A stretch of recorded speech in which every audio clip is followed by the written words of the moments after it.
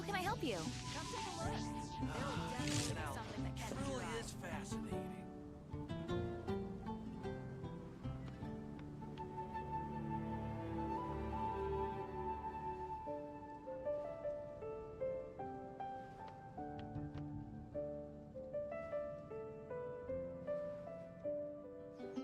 Welcome. How can I help you?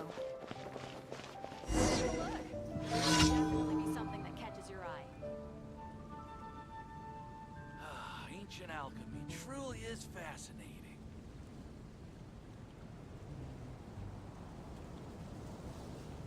The world remains constant over the centuries, but human life is like the dew at dawn, or a bubble rising through water, transitory.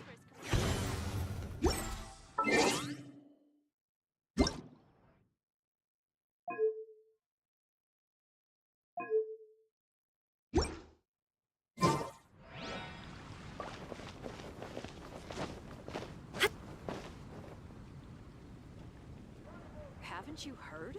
There's a strange wanderer near Wolfendom. Ancient alchemy truly is fascinating. It's been getting quite busy recently.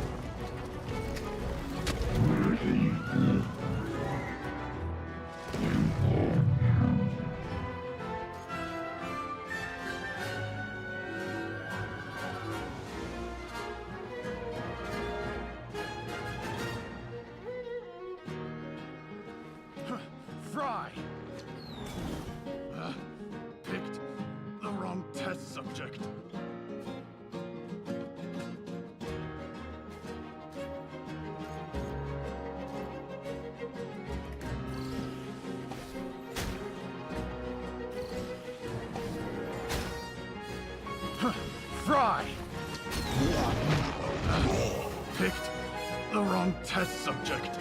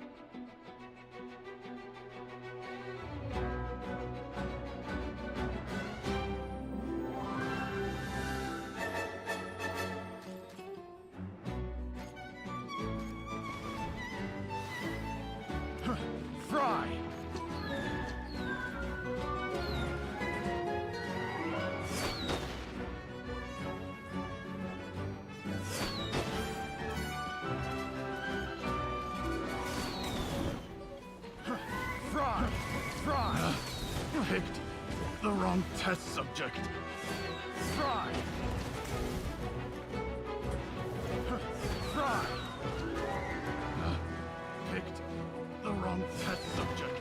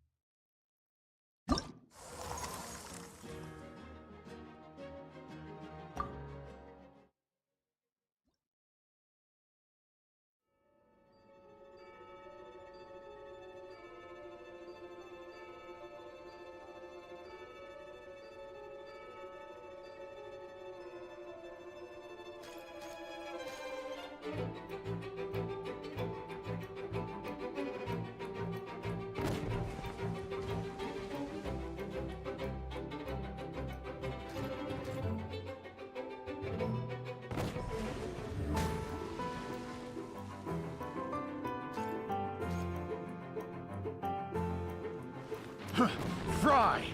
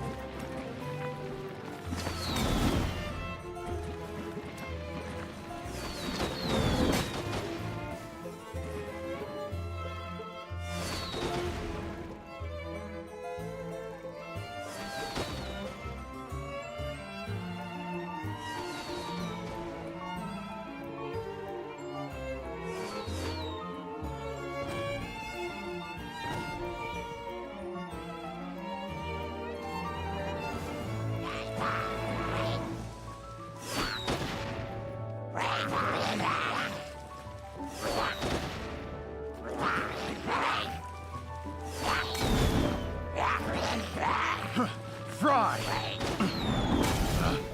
Picked the wrong test subject. Fry!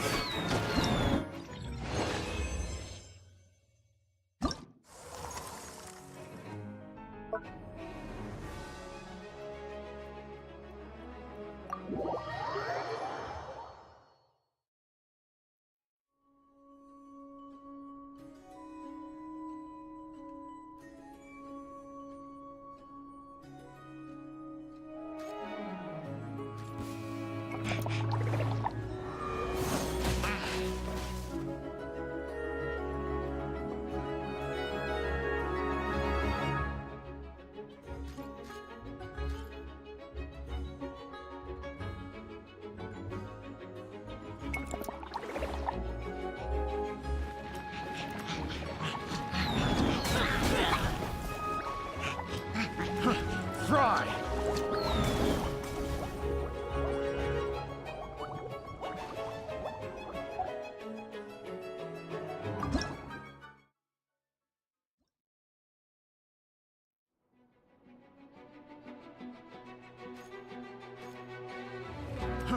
Fry! Fry! Fry! Fry! Fry!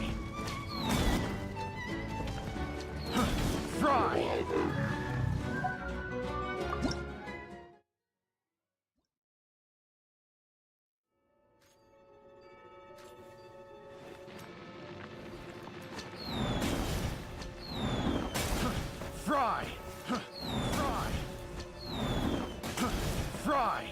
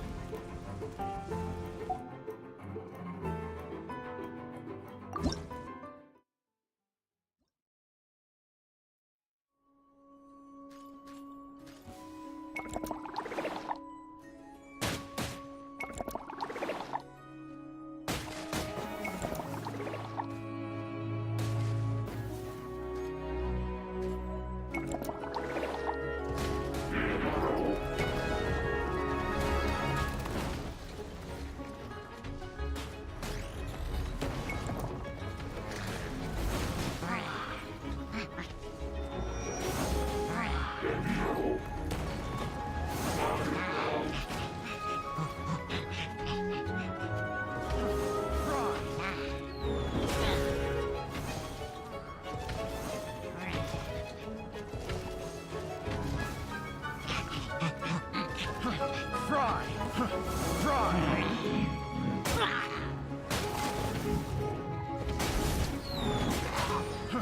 Fry! Fry! Fry!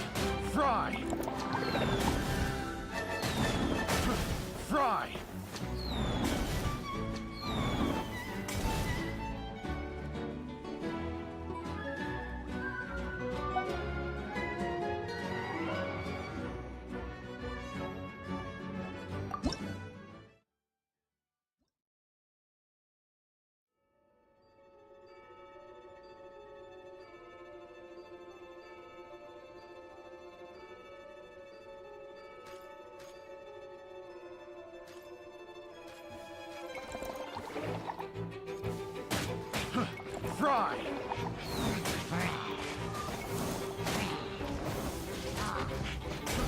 Fry! Picked the wrong test subject. Fry! Fry! Fry!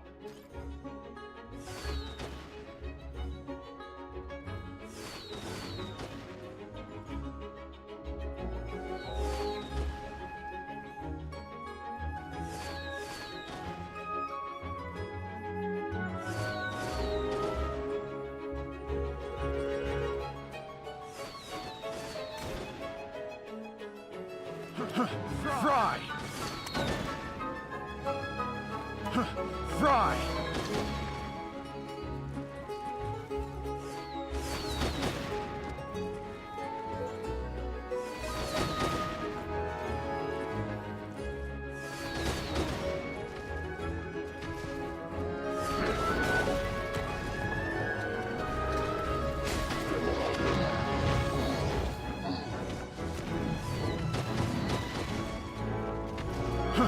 Fry! Pick Fry! Test subject!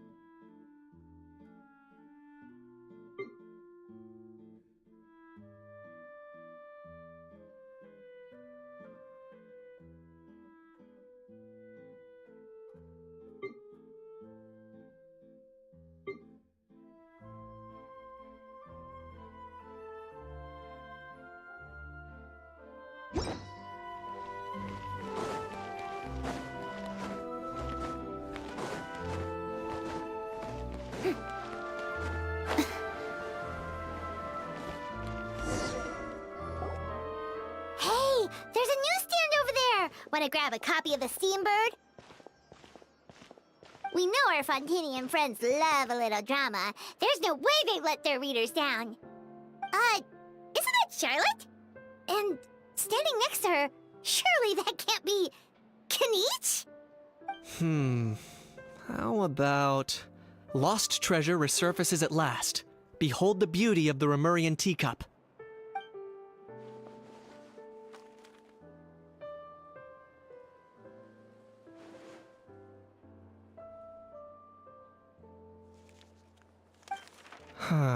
Pretty shocking. But it still feels like it's missing something. Ah, got it! Udex gravely wounded in shocking stabbing. Set to miss cross-border smuggling trial.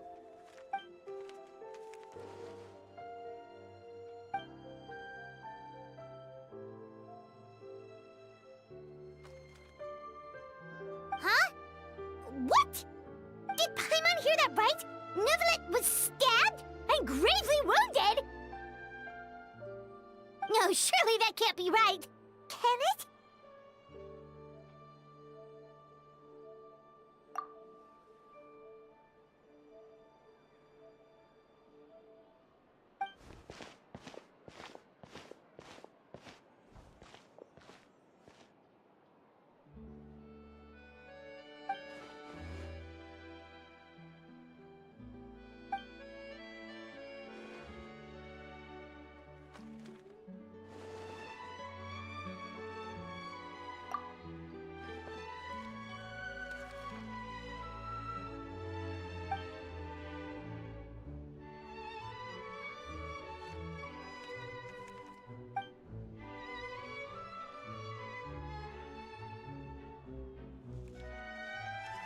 Hey there, you two. Fancy running into you here. Yeah, that, and also a less than pleasant shock.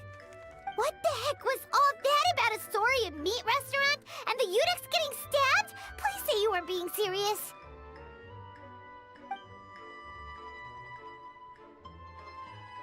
Trading tabloid headlines? Yeah. Charlotte and I were having a little contest to see who could find the most ridiculous fake news stories. Either I got lucky, or I have a knack for honing in on the most outrageous material.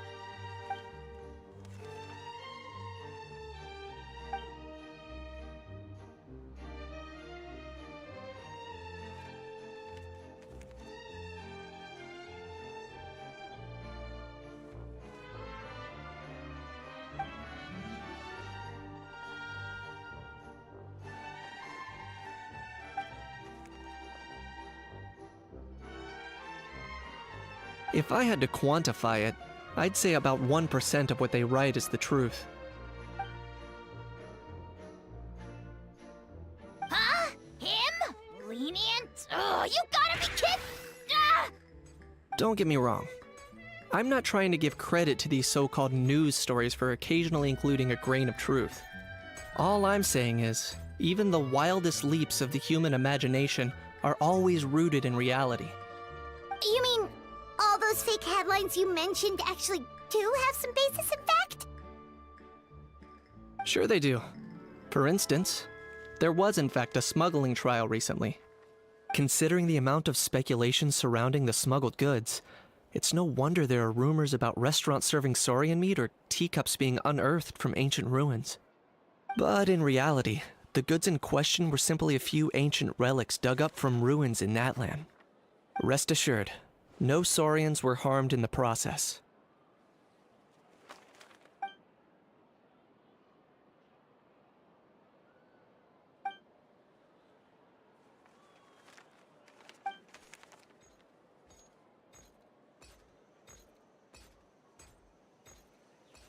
Oh, okay! Paimon was so busy freaking out about those headlines that she totally forgot to ask why you're here in Fontaine, Kinich.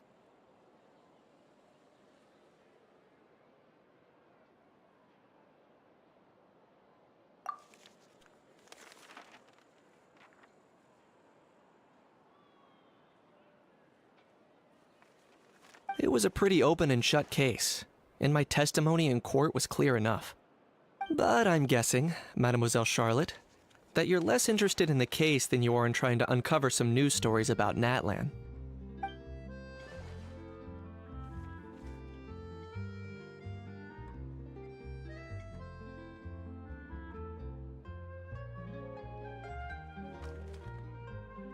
I appreciate your kind invitation, but like I said, storytelling isn't really my forte. Kaniche the speechless! Kaniche the tongue-tied! Huh? If you're dead set on doing an interview, why not talk to the Traveler instead?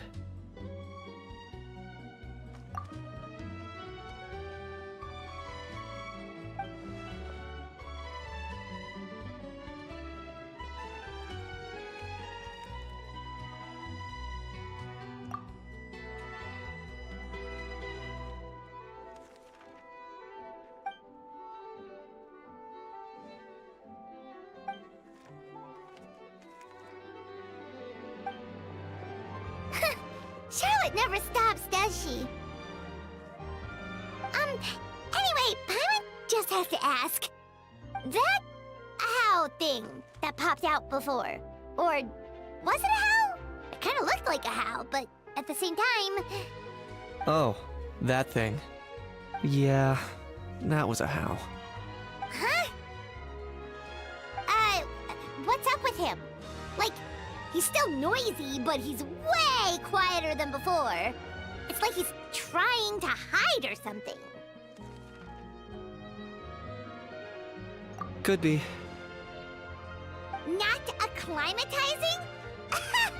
Aw, poor Almighty Dragon Lord is not feeling well.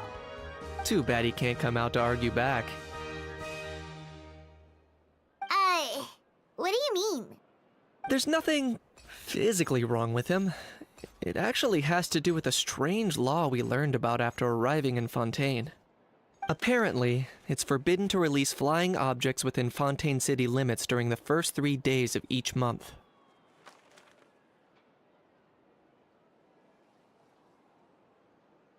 Paimon sure does! Paimon's been down this road before. There's an easy solution. As long as Kaniche holds onto a house tail, he'll be considered an Almighty Dragon Lord balloon, not a flying Almighty Dragon Lord. Not gonna lie, I was considering that. But a How wasn't too thrilled with the idea of huffing and puffing away in the form of a mini helium balloon. That said, it's pretty annoying how he keeps randomly popping up all of a sudden. Anyway, this morning I saw a notice outside the Palais Mermonia about an event that's set to take place outside the city soon. Something to do with filmmaking. I hear that's all the rage here. I was planning to stay here and do some exploring for a few extra days anyway, so I think I'll go check it out. It'll be a good chance to let that noisy helium balloon out. He might even learn a thing or two. If you're free, why don't you come along? I know where it is, so let me lead the way.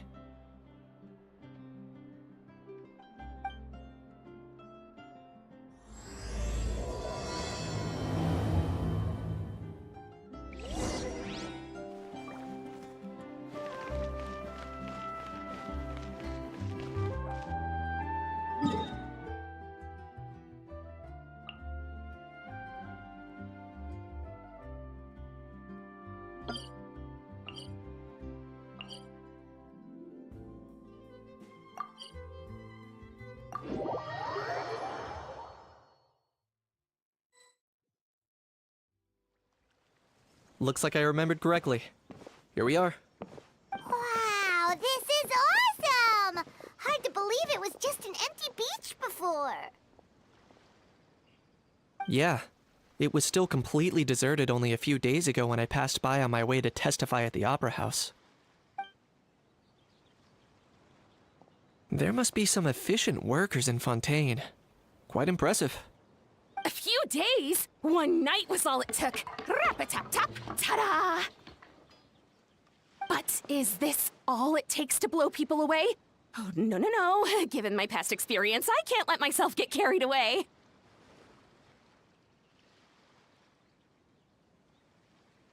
Well, I can't believe you actually remember me. It's me, Lepine Pauline. That's right, the unlucky one.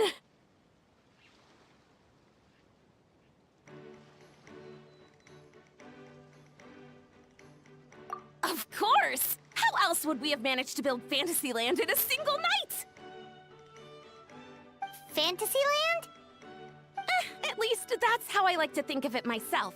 A magical land of fantasy, the stuff of film buffs' dreams. I know it sounds like I'm laying it on thick, but that really is the goal here. As you can see, the theme of this amusement park is Fontanian filmmaking, a place for all film lovers to come together and co-construct a world of dreams. Co-construct? Well, that's a relief. Sounds like you're sharing the cost this time rather than pouring your entire life savings into a single project. Nope! I might be inviting others to help fund this, but that doesn't mean I haven't thrown all of my life savings into it too!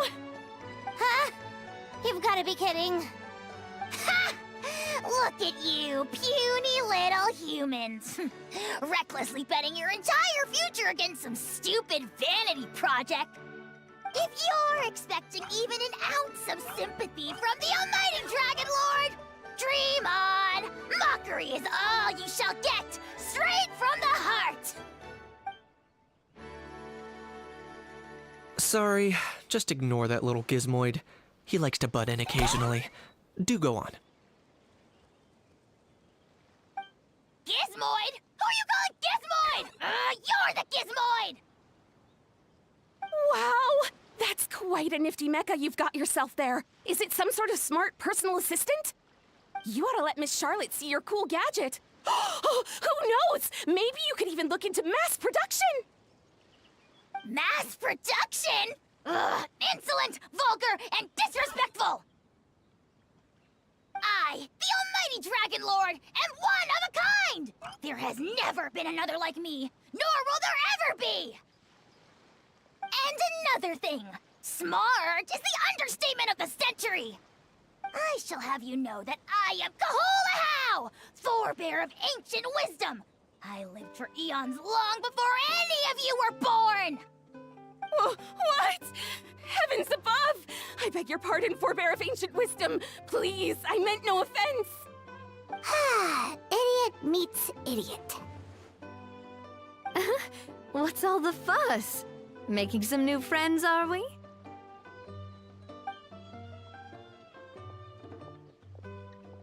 Miss Navia!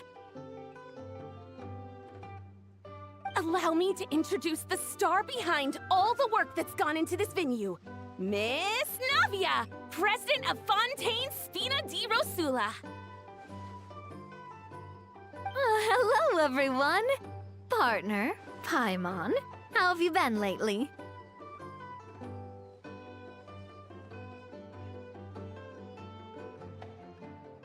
Hello there. I'm Kanich. What about me? What about me? My useless servant can't even give me a proper introduction. You think someone yelling their name out in the middle of a public street really needs an introduction? He's not wrong. I caught yours just now, in fact. So, you must be the almighty Dragon Lord, Mr. Ahau. It's a pleasure to meet you.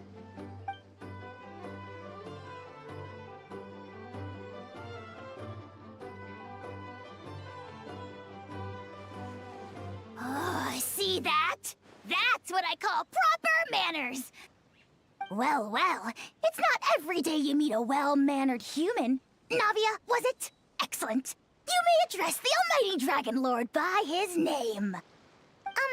Navia, don't you think the title Almighty Dragon Lord is a bit silly?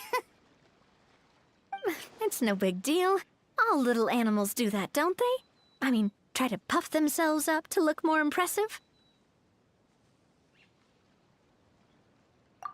Anyway, it's all thanks to Miss Navia and the Spina di Rosula that Fantasyland's gotten up and running in the space of a single night. Honestly, thank heavens! After all that paperwork and endless waiting, the event and venue finally got the green light. I couldn't wait a moment longer. The second the approval came through, I reached out to President Navia, hoping she could lend a hand. After all, who else but the Spina di Rosula would indulge such impulsive demands?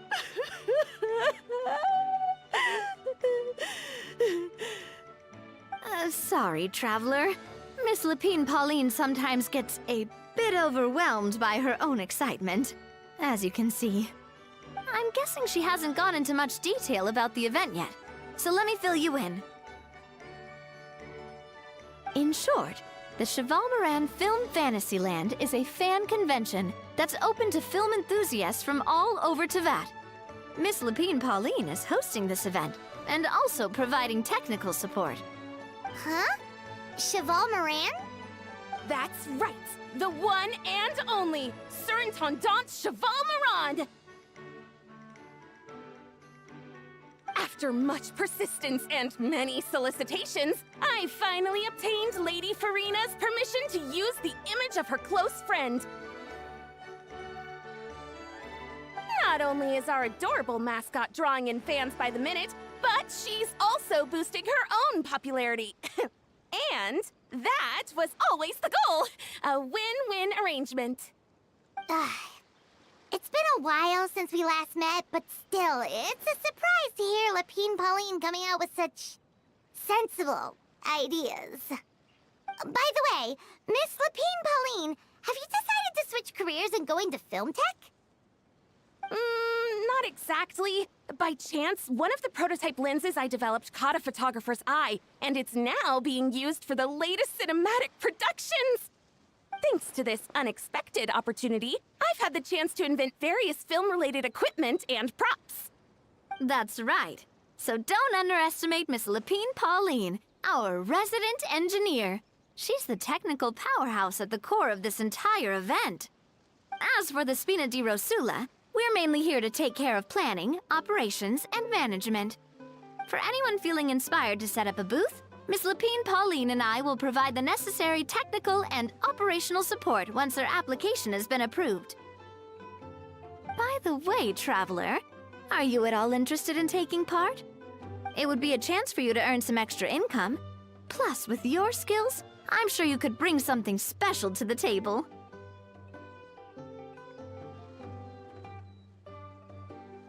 Paimon would be even more tempted if you were to, say, throw in one of those fancy feasts she's seen in those gourmet food reels. Well, as it happens, that'll be a piece of cake. Everyone needs to eat, whether they be tourists or the stall owners themselves. So thanks to Miss Navia's help, we've managed to invite none other than the celebrity chef Miss Escoffier to run our theme restaurant. Look over there!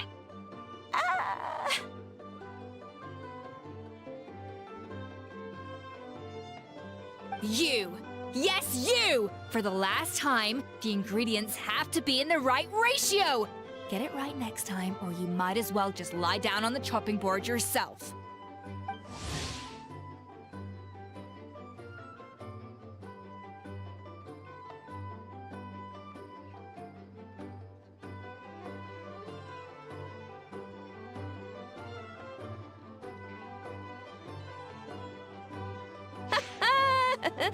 She seems a bit busy right now.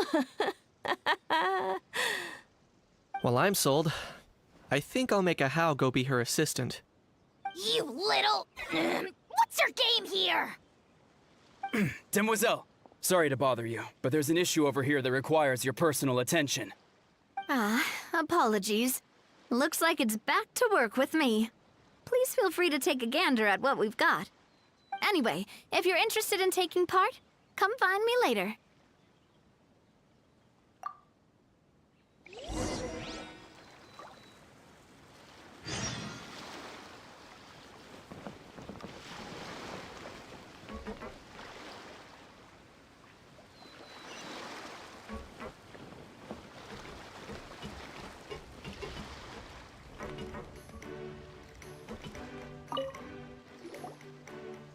Greetings. Apologies if you overheard my harsh words just now, but I assure you it is entirely necessary.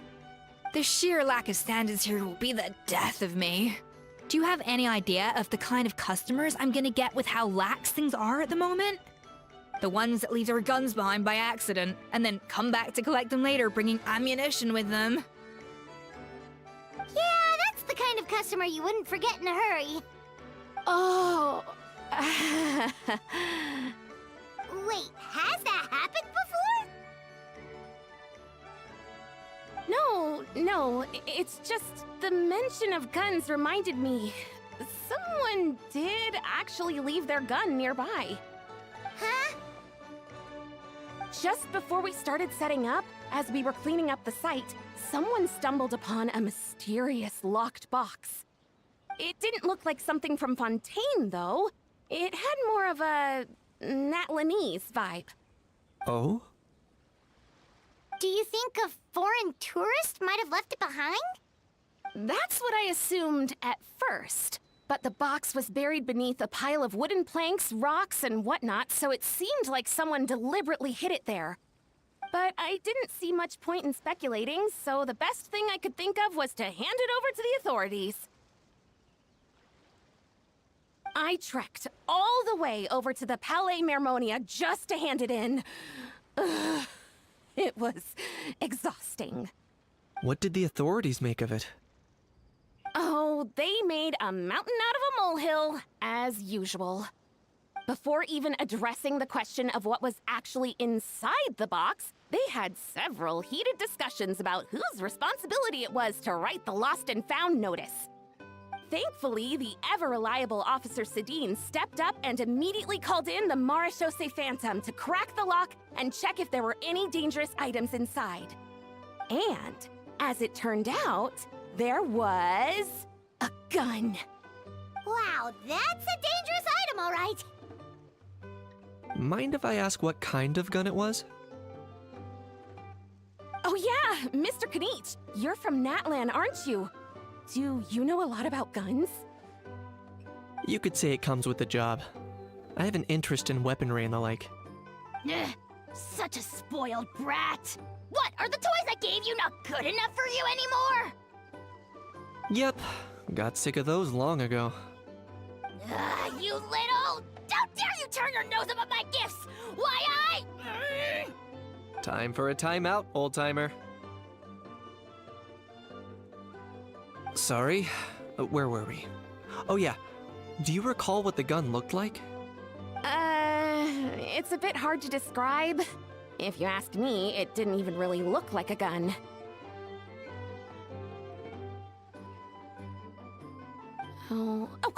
Give me a second. I'll knock out a quick sketch.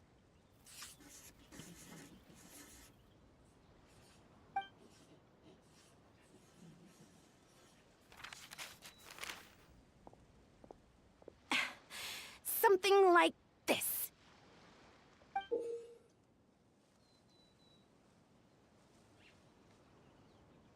Whoa, it's so neat and precise!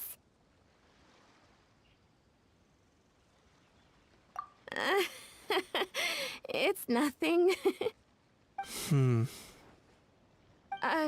Sorry. Is something wrong with my drawing? I know it doesn't really look like a gun, but I assure you, this is exactly what it looked like. And it certainly could shoot as well, too. I confirmed that with the officer from the Marechaussee Phantom. No, quite the opposite. The features are very accurate, and it is definitely from Natlan. Please, don't mind me. I'm just taking a moment to admire it.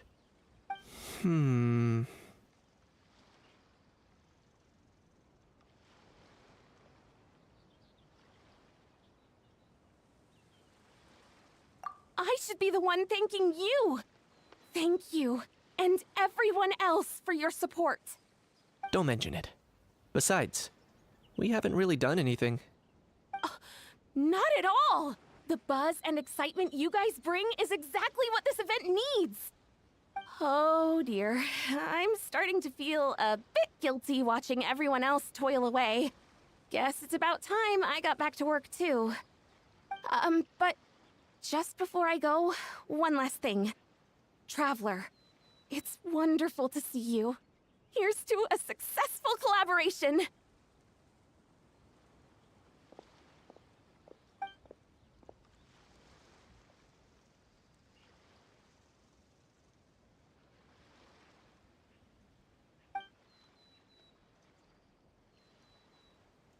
I'm sure you noticed that there was something unusual about that gun. Correct. It's most likely an old weapon dug up from some ancient dragon ruins. Based on my experience, it might be more accurate to refer to it as a hand cannon. But in Fontaine terms, it's not wrong to call it a gun. Given why I came here, don't you think it's curious that an ancient dragon relic of unknown origin would turn up like this? Out of the blue? I suspect this gun might have something to do with that smuggling case. It might have slipped through the cracks. Time is of the essence, so I'd like to head over to the Palais Mermonia to verify my suspicions. Perfect. Then we can head out right away. Or, if you want to catch up with your friends first, I can wait.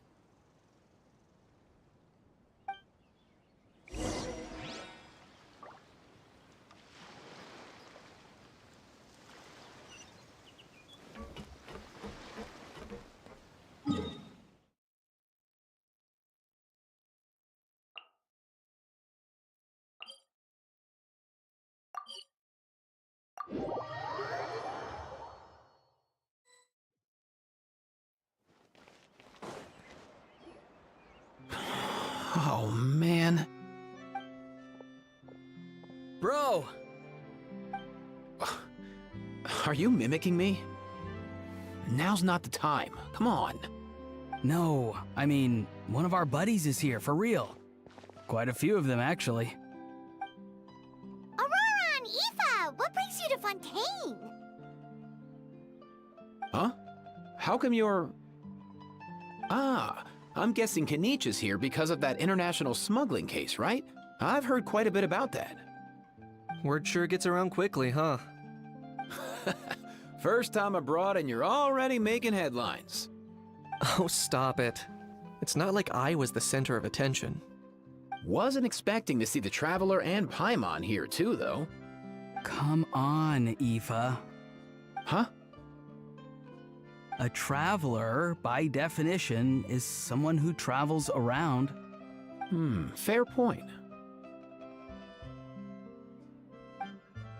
Anyway, back on topic. Wait a second. I lost my train of thought. What were we talking about again? Why, you're all here, of course. For Fork a vegetables. cuckoo. Huh? I'll go first. It's for the Chevrolamine Film Fantasyland. Wait, is that right? It's Cheval Moran. Ah, right. I keep stumbling over that one. Guess I owe Cheval Moran an apology, even if she's not here.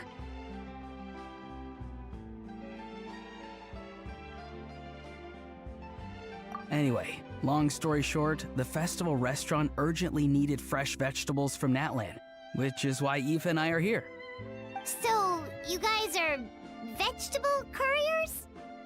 He is. I'm just here as a responsible adult. It's his first time traveling so far away from home, and all the elders in his tribe are worried. So they had me come along. Even though it's your first time too. Right, but they still picked me to accompany you. You gotta wonder why that might be. Don't you get it? They all just saw how overworked you were, so they used it as an excuse to send you off on a vacation. Wait, what? So I'm getting the grandson treatment now too? See? Doesn't matter how much older you are than this dude. Hang out with him long enough, and you'll eventually find yourself being treated like a kid. Meaning everyone looks after you. What's so bad about that? In theory, nothing at all. In that case, guess I better start over.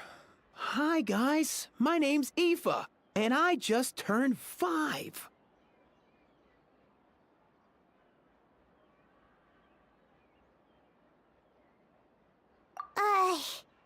Paimon's not sure who the responsible adult is anymore.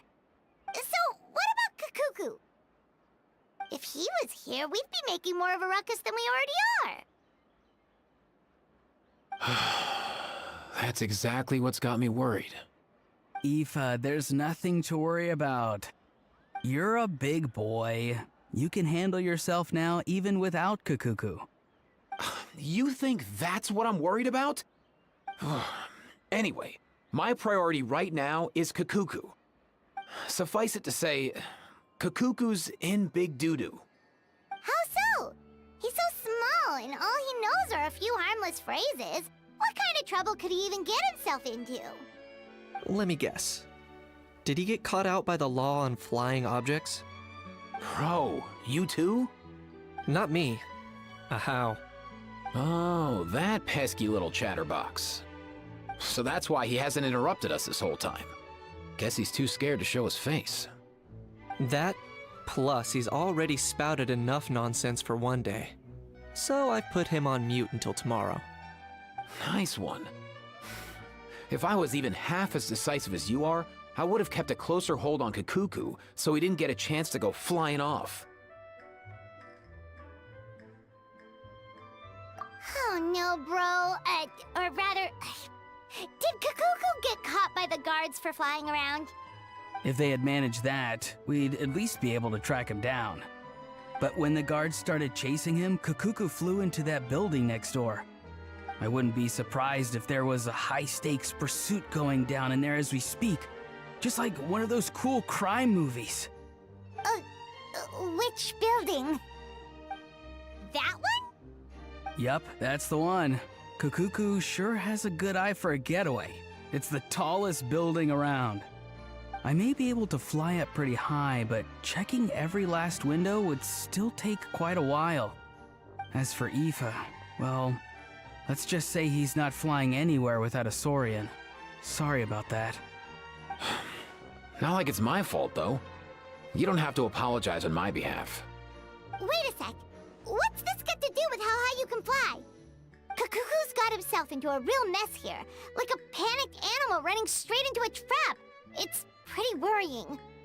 I'm starting to picture him flapping through a barrage of gunfire while important documents are flying about left, right, and center. Heck yeah! If anyone can pull it off, it's Kakuku.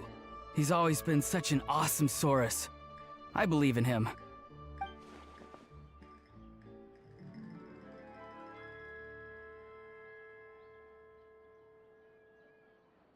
For real now? Do you even hear yourself, bro? Of course I'm for real. I'd never make light of something like that. All right. Everyone's an awesome Saurus. Well, the human version. But our priority right now should be to go in there and check up on Kakuku. Leave it to us. You sure? Wow, awesome. That'll be a huge help. And if Kakuku doesn't listen to you, I give you permission to pull out a couple of his feathers. Wait, since when was that up to you? Well, then it's your call, bro. All right then, if Kakuku doesn't listen to you, I also give you permission to pull out a couple of his feathers. There you go. If he objects to that, tell him to come find us. He won't. Trust me.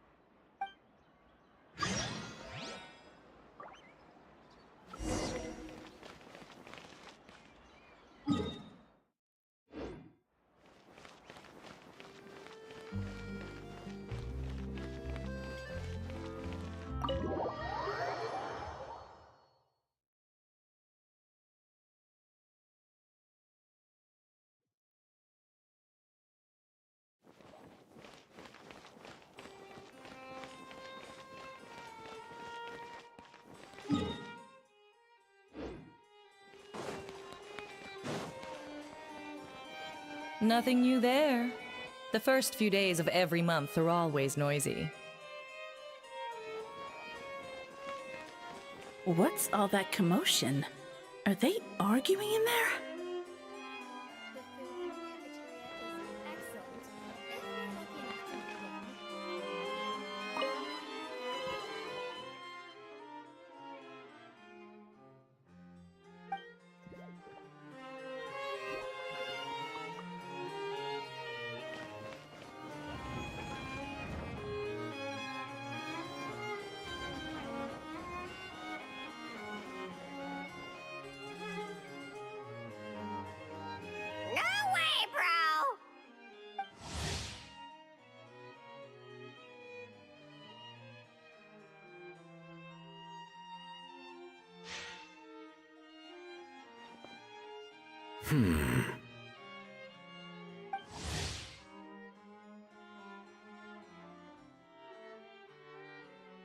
Did he say he came from Natlan?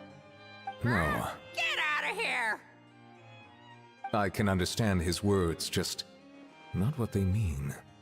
Oh no.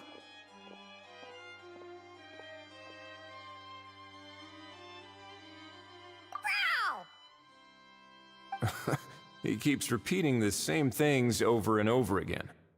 Oh, you know one another.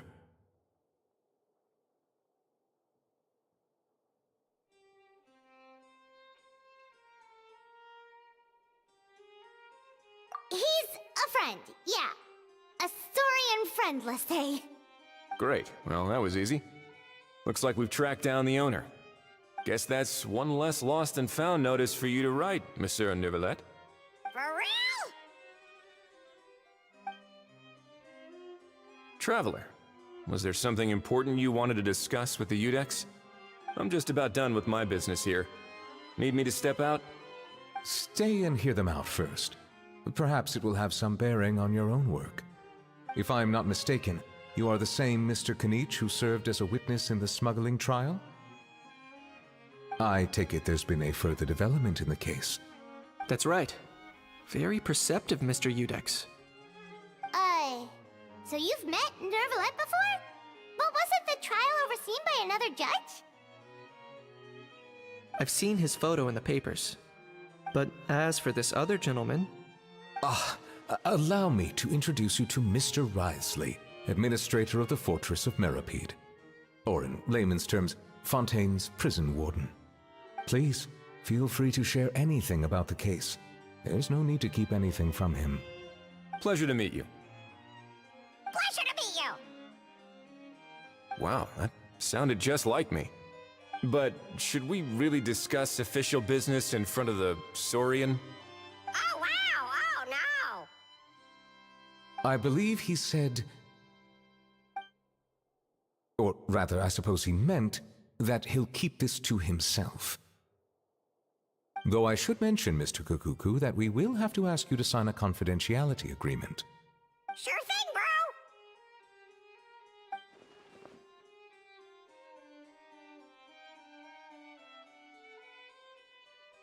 bro! Let us return to the matter at hand. Mr. Kanich, was there something else you wanted to discuss relating to the case? Yes. Let me fill you in.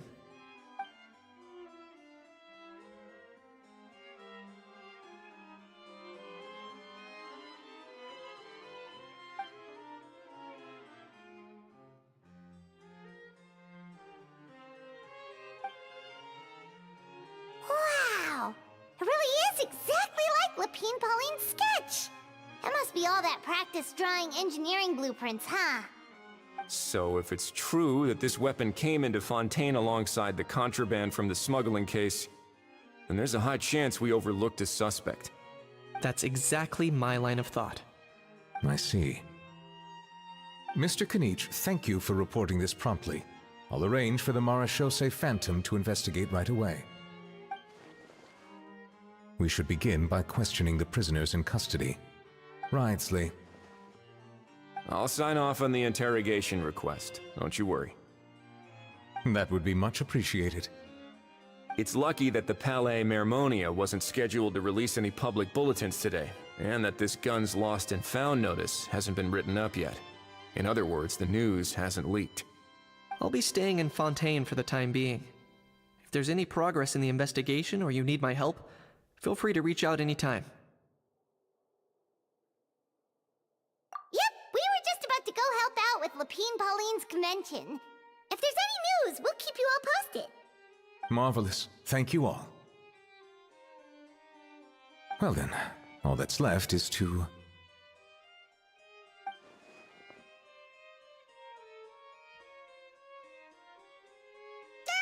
You miss me, bro? He really does come out with the most unexpected things.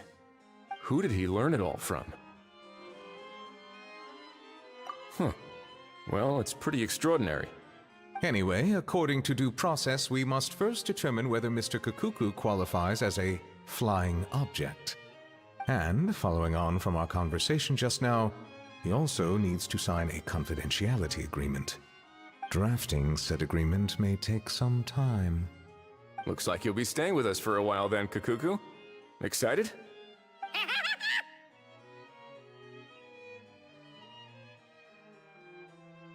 That would save us a lot of trouble. Many thanks. All right then, we'd better get going. No need to see us off.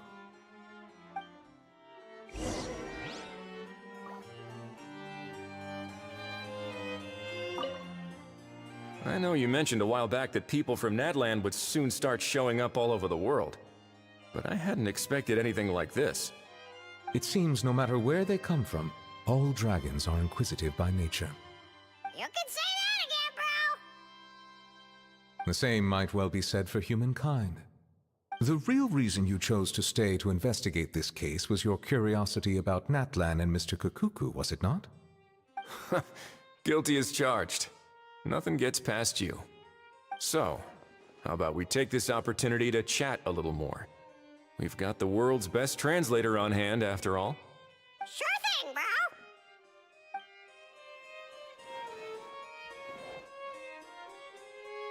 I know you mentioned a while back that people from Nadland would soon start showing up all over the world. It seems no matter where they come from, You can say that again! the same might well be said for human. The real reason you chose to...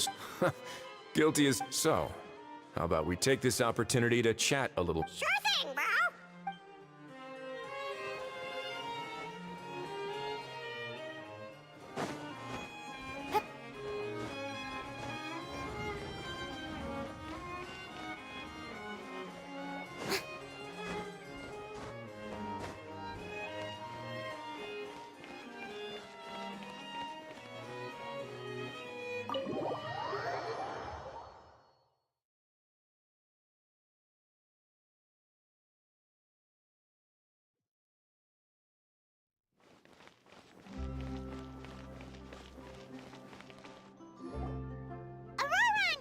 We found Kakuku! What's the situation? How bad is it? Oh no. When I saw that Kakuku wasn't with you, I'd already prepared myself for the worst. Relax, Aoife. Maybe Kakuku just prefers high-rise living now. Sometimes you just have to let the kids grow up and make their own choices in life. For real now? Do you even hear yourself, bro? It's not that bad. Kakuku's fine. Still very much alive and kicking for starters. He hasn't been arrested either, so no jail time.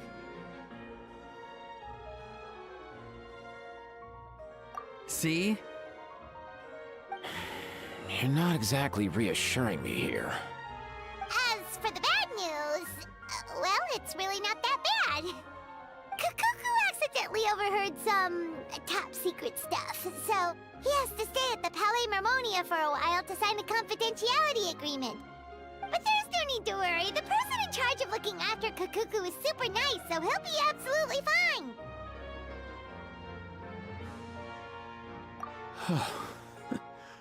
All right. That doesn't sound too bad after all. Wow, hearing that's put my mind to rest. But based on my understanding of how things work here, the ban on flying objects should be over by the time Kakuku actually gets out. What a shame. Oh well, I guess we'll just have to go have some fun without him. You don't look disappointed in the slightest.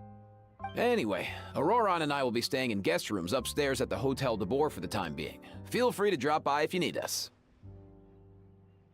Yay! Problem solved! All right, let's catch up another day.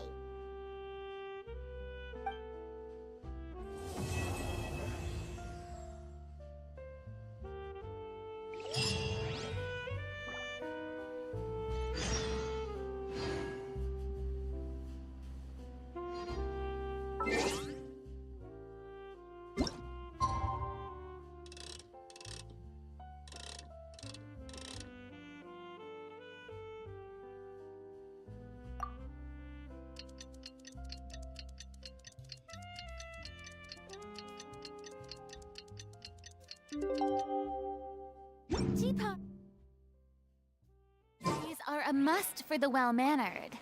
If you'd like to learn the proper etiquette, I'd be happy to teach you.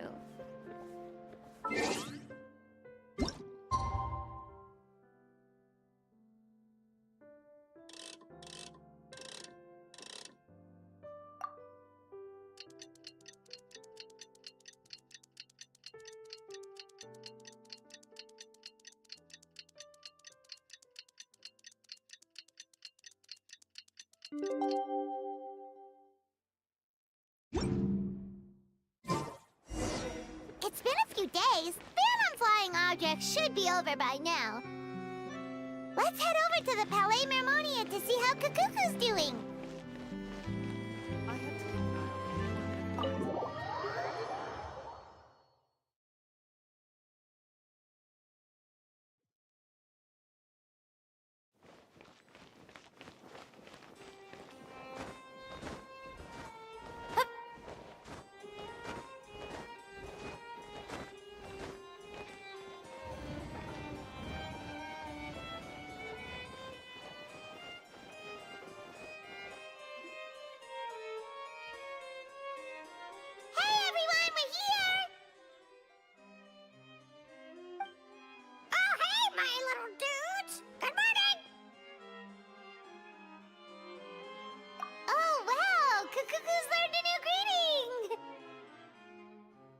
Is that good news or bad news, though?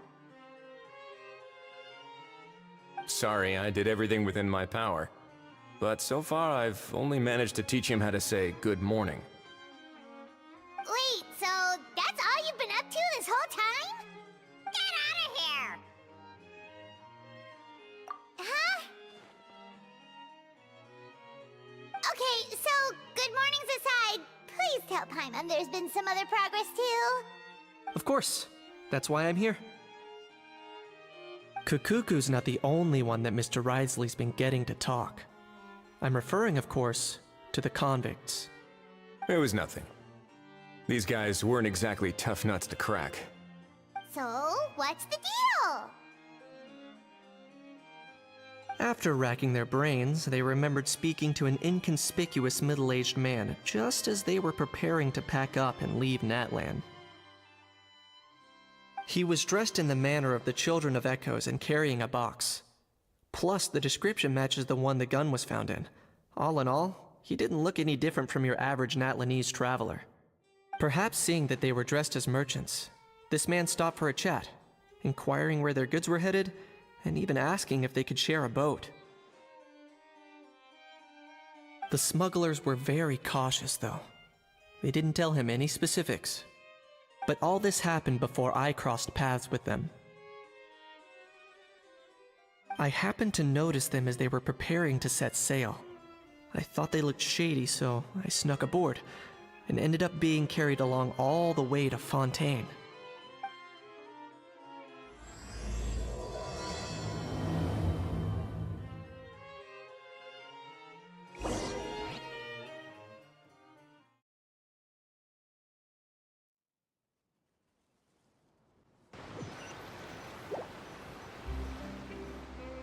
Boss, do we know if those Fontainians will even like this stuff?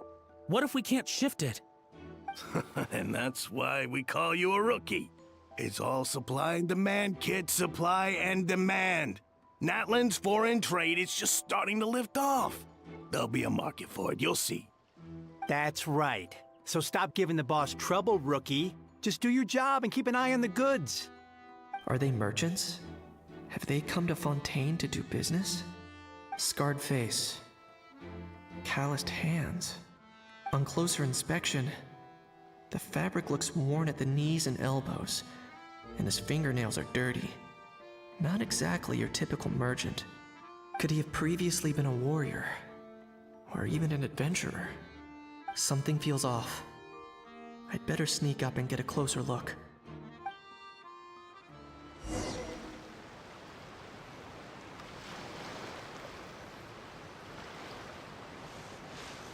Nice thinking, boss.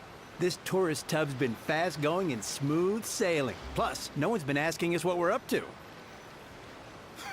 That goes without saying. Big cargo ship would have been too slow, whereas the smaller ones would have been faster but way too bumpy.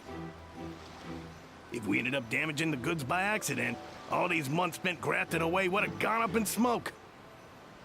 Seriously? But there's hardly anything here. Would it really have taken them months to prepare? And why would they need to transport it with such care? Could they be secretly smuggling precious items out of Natlan? I'll need to find a way to get to the bottom of this.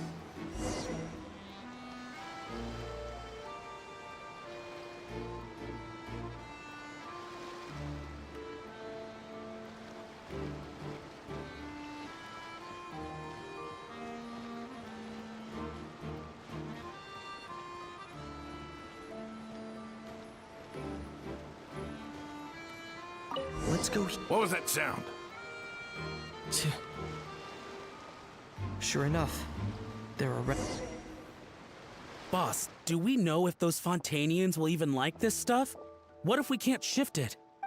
And that's why we call you a rookie. It's all... That's right. So stop giving the boss... Are they merchants? Have they come to Fontaine to do business? Scarred face. On closer inspection, the fact could he have previously been a warrior? Something feels off.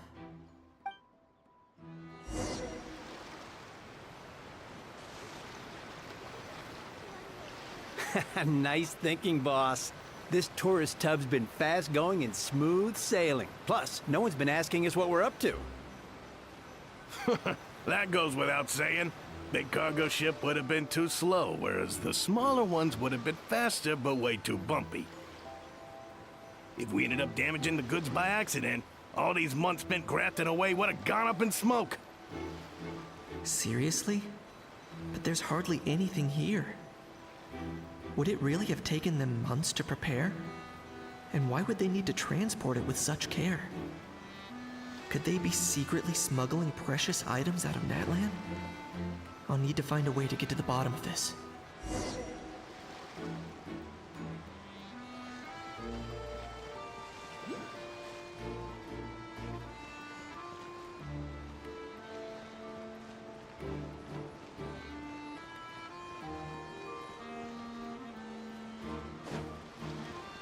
Who goes there?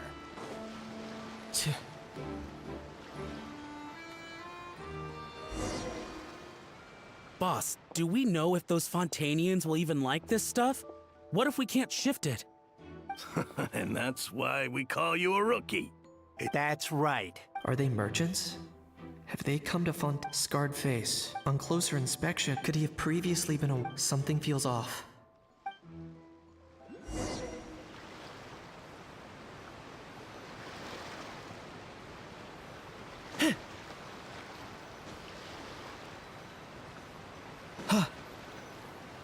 Nice thinking, boss. This tourist tub's been fast going and smooth sailing. Plus, no one's been asking us what we're up to. That goes without saying. Big cargo ship would have been too slow, whereas the smaller ones would have been faster but way too bumpy.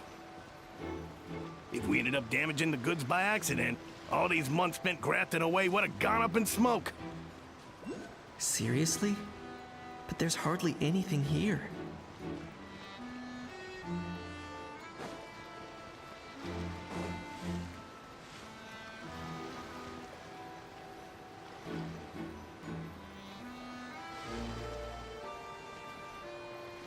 Could they be secretly smuggling precious items out of Natlan? I'll need to find a way to get to the bottom of this.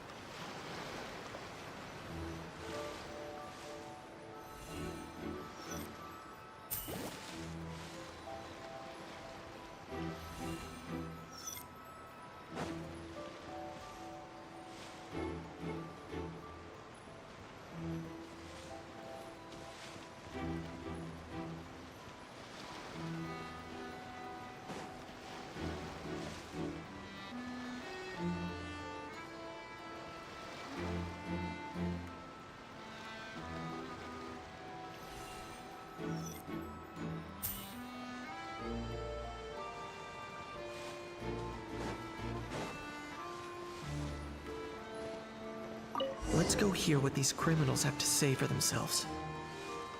Sure enough, there are relics inside the box. It's illegal to smuggle such items outside Natlan.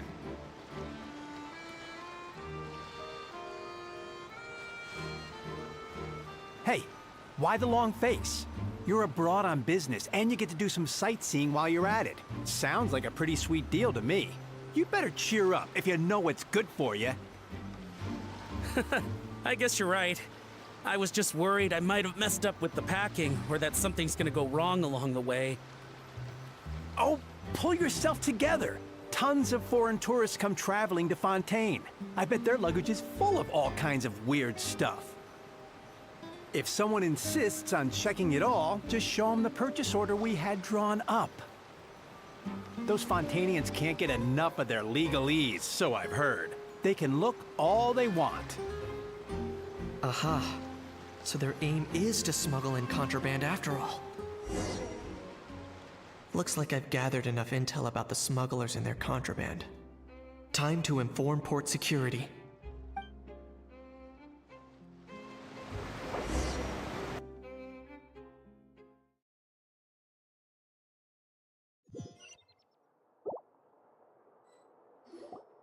So anyway, that was when I went and told the Fontainian guards about my suspicions.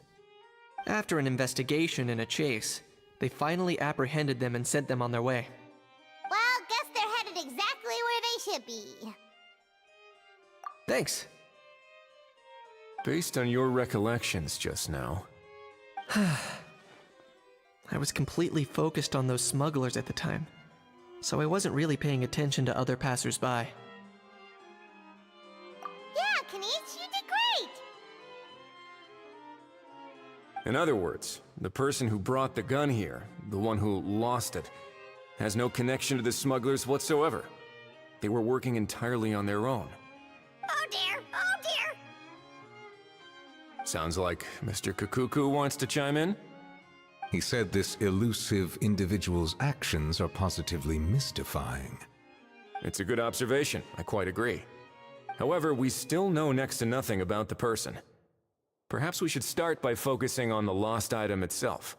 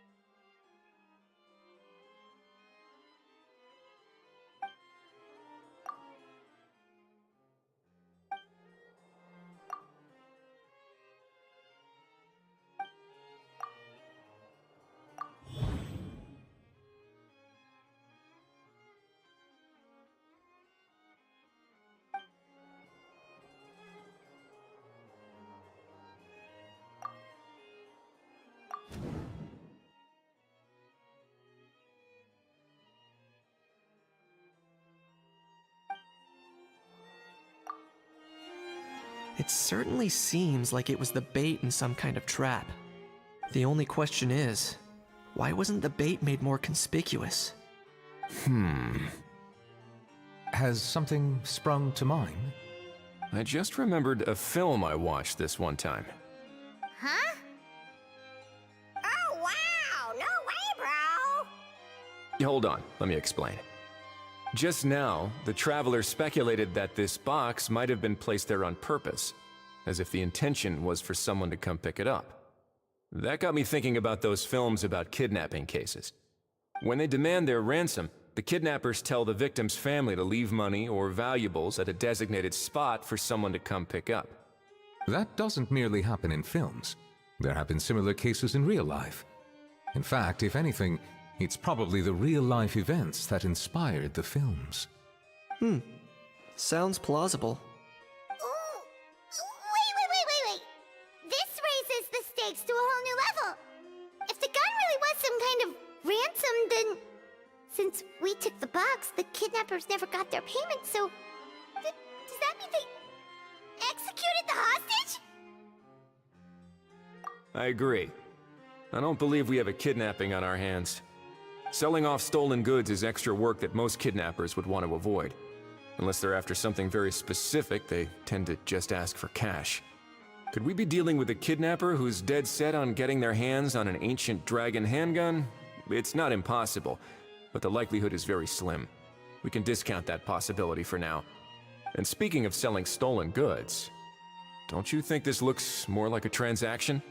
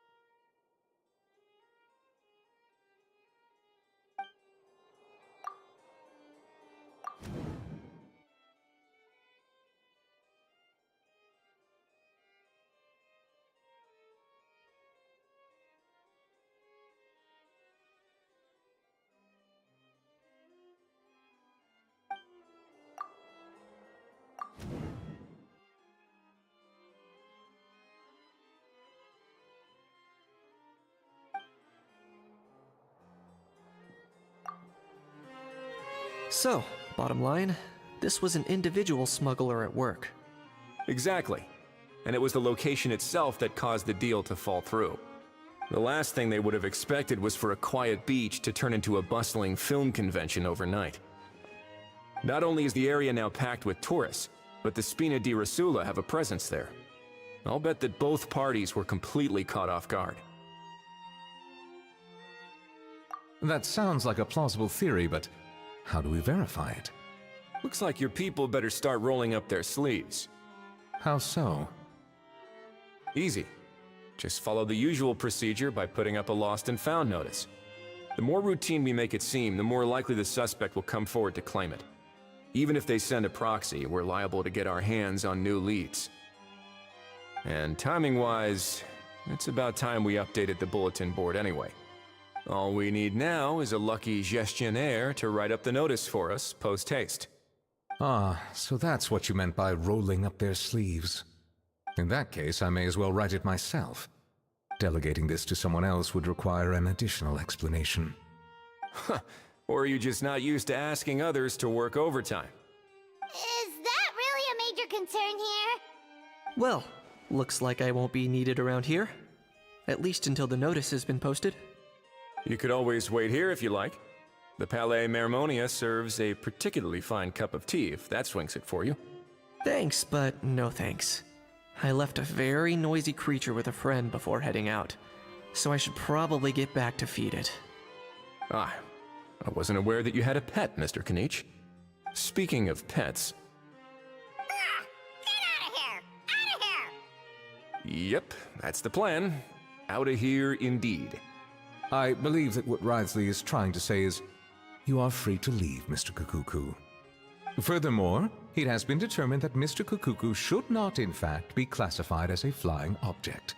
As such, he shall be free to move around Fontaine whenever he so pleases. You're the best, bro! Oh, that really is good news! Travelers, should we bring Kukuku back to Aoife and Auroran? I shall leave him in your capable hands. Indeed.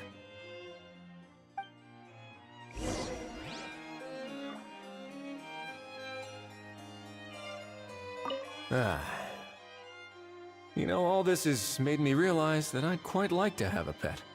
If that proves inconvenient within the fortress of Meripede, perhaps you should consider finding a place in the court of Fontaine.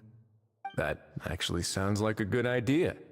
In the past, I always dismissed the idea of buying a property in the city. The prophecy about the floods meant it never seemed like a worthwhile investment. But now... This might be a good time for you to re-examine the documents I gave you regarding your title as Duke. Huh? Citizens with honorary titles are eligible for certain benefits when purchasing property in the court of Fontaine. Really? How about this? You read through your documents from start to finish, while I write up the lost and found notice.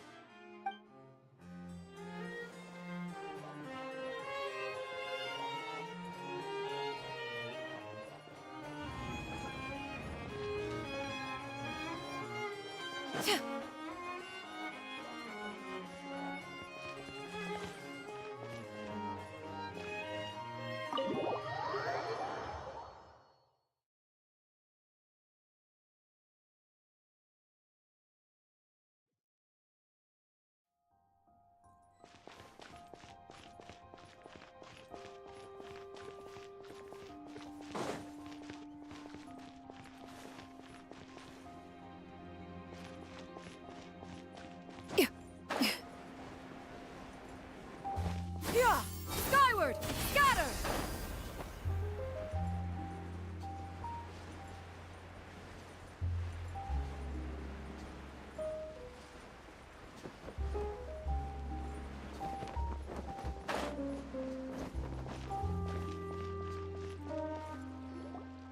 How?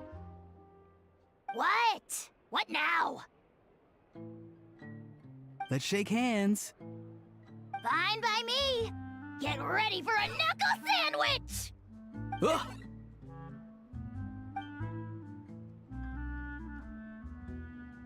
Oh, nice dodge.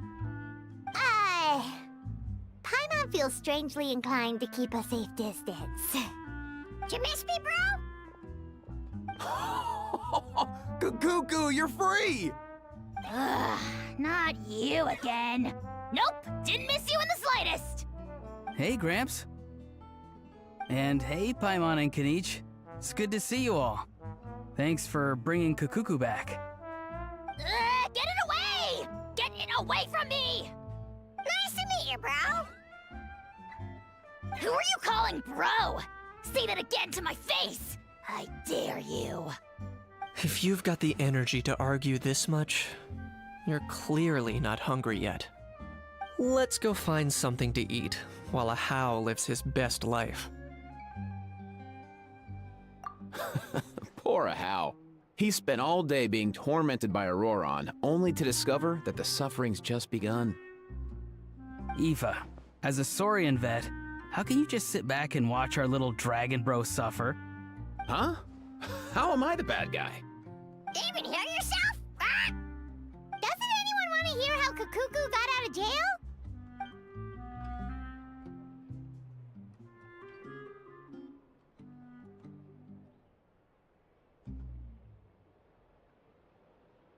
Don't lose hope, How. By the same standard, you have freedom of movement now too. You're still in the game? Same standard? I will not be held to the same standard as that thing! That's right. You won't. As far as I understand, the Palais Mermonia will want to assess your case on its own merits before they grant you freedom of movement.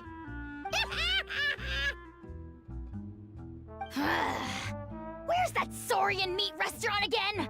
I'm gonna march that little pink balloon right into the kitchen! Yeah, good luck with that, bro. You'll be putting your own neck on the line, too. Also, there's no such restaurant! Anyway, thanks for looking after a How, guys. I'll take over from here. Why, you?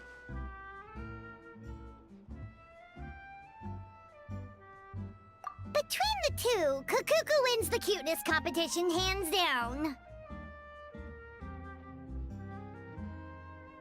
Ah, really? Thanks! Wait, who are the other contestants, though?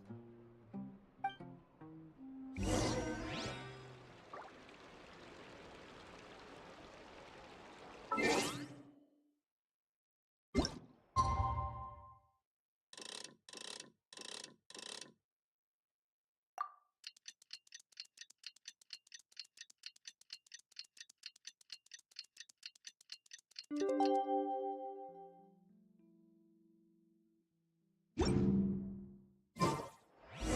lost and found notice is up! Maybe we should go hang around the Palais Mermonia to see if anyone shows up to claim it. We cannot just...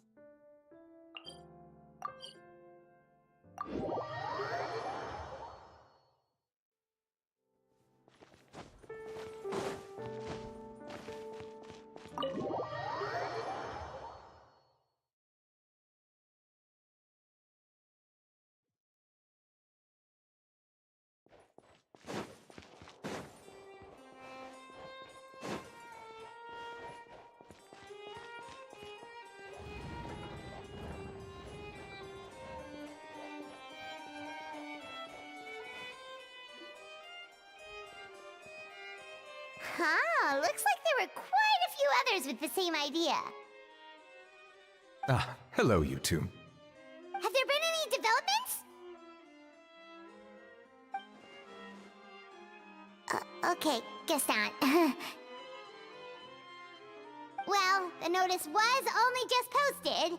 Guess it's pretty unlikely that someone would show up right at... Special Patrol, open up! Ah! Who's there? What's going on? The Special Patrol? I don't think that's who this is.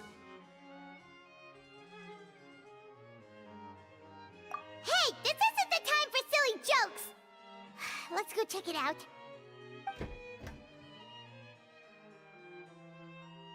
Good day, all. Gramps, grannies, aunts, and uncles. What in the Tibet are you doing here, Auroran? Oh, he must be the one you mentioned. Kukuku's owner? One of his owners. Kind of. But, bro, what are you doing here? I'm here to claim a lost item.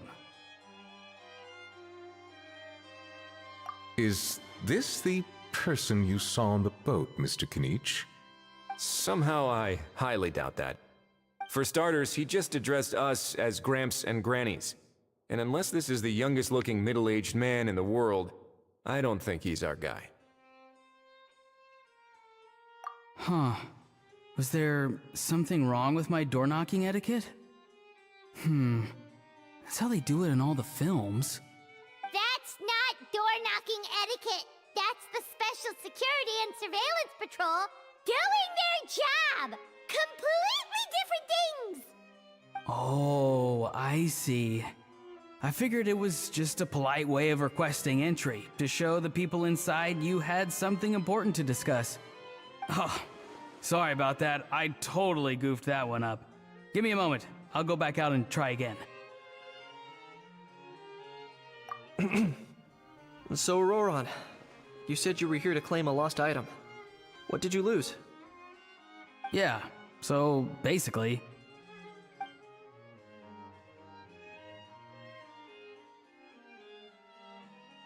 For real now? Oh, come on,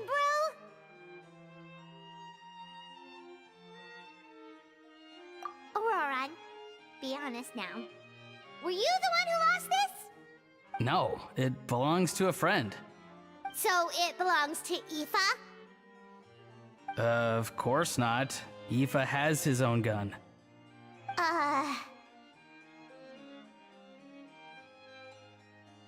All right then. I knew this wouldn't go well. So here's what went down. This morning, Aoife and I were playing rock, paper, scissors. Before long, he'd lost, as he usually does. So we figured we'd head out and visit some of the Cour de Fontaine's famous landmarks. When we got near the plaza, a man suddenly stopped us to ask for help. He said that he had lost something and that someone had found it and sent it over to the Palais Mermonia. But apparently he used to work here and was worried it'd be awkward bumping into his old coworkers, so he asked us to pretend to be the owners and claim it on his behalf. You didn't manage to keep that pretense up for long. It's fine. I'm not the one who feels awkward anyway. So, a former employee of the Palais Mermonia. Was this individual a Fontaine native? Yes, at least I assume so. He looked like a well-dressed gentleman to me. We were about to refuse, but he was so polite. Could it have been a disguise? Oh no. Auroron, Paimon thinks you've been tricked. This person might be in cahoots with the bad guys. Oh, maybe he already took off and escaped as soon as your mission went pear-shaped. No way. I'm not that dumb. Huh? He's not going anywhere. Aoife and Kukuku are keeping an eye on him over at the plaza. Keeping an eye on him. I like the sound of that. In that case, let's hurry over to where Aoife is. Time to catch that con man and find out what's really going on here. Wait a minute, I have a question first. Traveler, Paimon, you're pretty famous in Natlan, right? Oh, we're basically household names. But why do you ask? Would that be a problem? Remember when I said that the seller might be watching in secret? If so, then picking Auroron to do their dirty work was a careless mistake on their part. It suggests that the person who got Auroron to claim the item might not be fully in the know themselves. There are plenty of unanswered questions, but standing around racking our brains won't help. However, I still suggest that the famous faces among us, meaning the Traveler and Kinich, oh, and of course, Monsieur Nivelet too, stay here for the time being. We'll empty the box, give it to Auroron, and then he can claim the item as if nothing happened. I'll follow to check if anyone is watching. I doubt anyone would recognize me anyway, so I shouldn't draw too much attention. I think this plan is worth a try. I shall leave it to the pair of you. So, I have to go undercover again, right? Well, not exactly undercover. Just drop the special patrol persona and be yourself instead. Roger that. Over and out.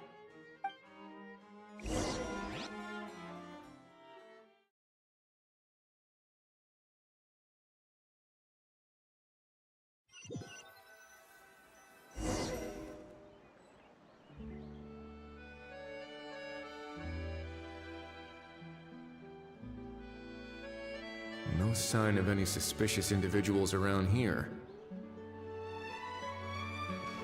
Auroron has entered the elevator as planned. I'll head over to the plaza now.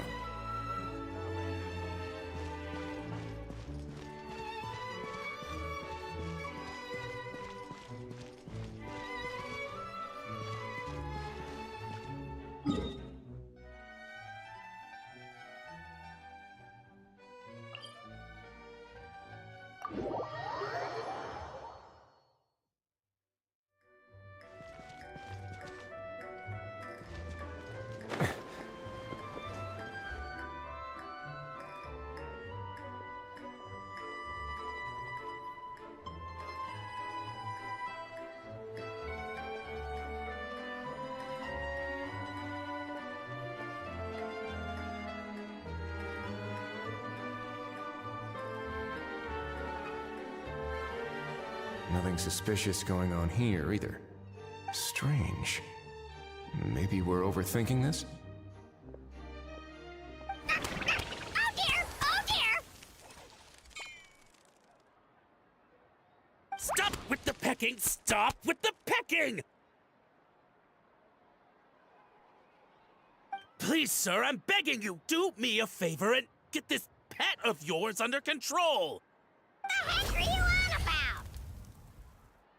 Sorry, but he's not my pet. He's my coworker. And I should warn you, he's not too happy with how you're talking about him. What the? This thing has a job? So in Natlan, they just dish out jobs to any old thing. Uh-oh. Kukuku's not too big on being called a thing either. You're on your own now. I'm sorry. Please, Mr. Kukuku. Master Kukuku. Lord Kukuku. I meant no offense, I promise. All right, Kukuku. That'll do for now. Let me ask him some questions first. Sure thing, bro.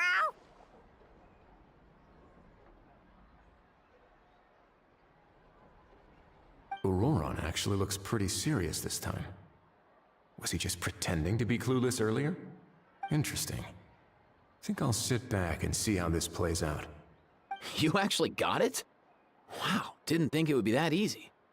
Ah, excellent. Looks like sending you was the right approach after all. After all? I mean, because the staff at the Palais Mermonia don't recognize you, right? So I got it, but I don't remember promising I'd hand it over. Huh? This thing's pretty cool. I've taken a bit of a liking to it.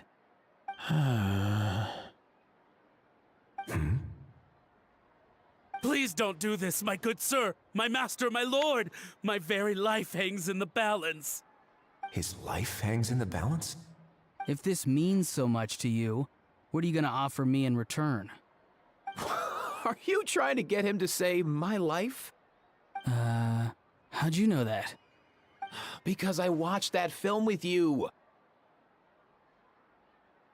You should drop the act. We don't want a real misunderstanding in our hands. You're probably right. But honestly, I don't know what else to say. Sorry, this is the most myself I can be. Is that enough? Enough. More than enough. Who's this dude? Just think of me as a staff member from the Palais Mermonia. Now, if you don't mind, I have some questions for this gentleman about that life or death treasure you were just discussing. Truthful answers appreciated, of course. Oh no, I'm toast now. What's that supposed to mean? You don't think the Palais Mermonia has the ability to protect our citizens? No, I mean, yes, of course they do. Please ask away. I could do that. But I'd rather you just tell the whole story, from the beginning. I suppose I only have myself to blame. Such a rare antique, I couldn't resist. I'm a collector of antiques. Nothing excites me more than rare, old relics, and to be completely honest, if someone's selling, I'm buying. I don't care to ask where they sourced their goods. As for the seller of this particular item, well, I've never met him in person.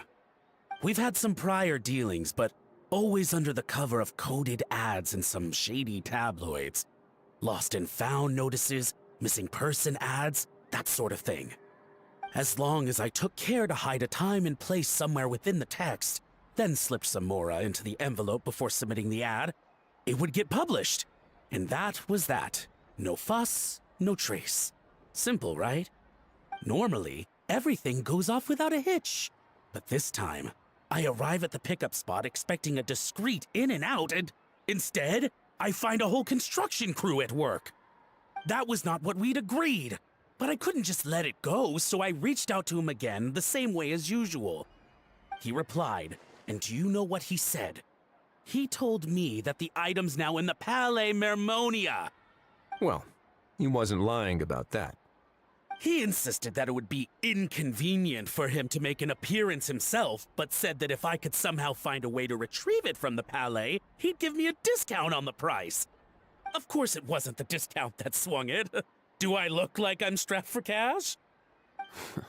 Feeling smug now, are we? Feeling smug now, are we? No, please go easy on me. Go on. Where was I? Well, anyway, I thought to myself, seeing as the item itself came from Natlan, it would make more sense if I could find someone from there to go retrieve it. And by a stroke of complete and utter coincidence, I just so happened to see these two young folks wandering around, so I'm so very sorry I underestimated the pair of you. I need you to clear something up for me. You haven't paid the seller yet, correct? And yet he told you to collect the item from the Palais Mermonia. Was he not worried that you'd just split afterwards? Well, to be honest, though I can't claim to know him very well, he, on the other hand, seems to know my name and where I live. Besides, This is a guy who managed to get his hands on an ancient Natlanese weapon. That's probably not the kind of person I want to double-cross. Fair. That makes sense. So, Mr. Please, just call me Argento. All right, Mr. Argento. Listen very carefully to what I'm about to say.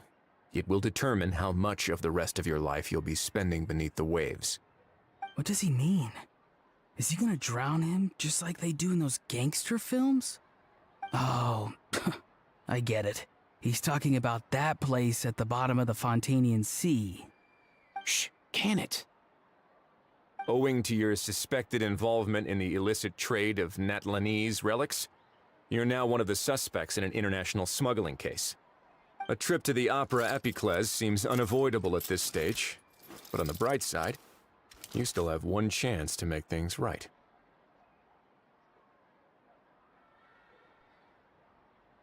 Okay. Do I really? Please tell me what to do. It's very simple. Just reach out to your seller in the same way as usual, arrange to meet, bring the money, and make the deal. Just be sure to let me know all the details.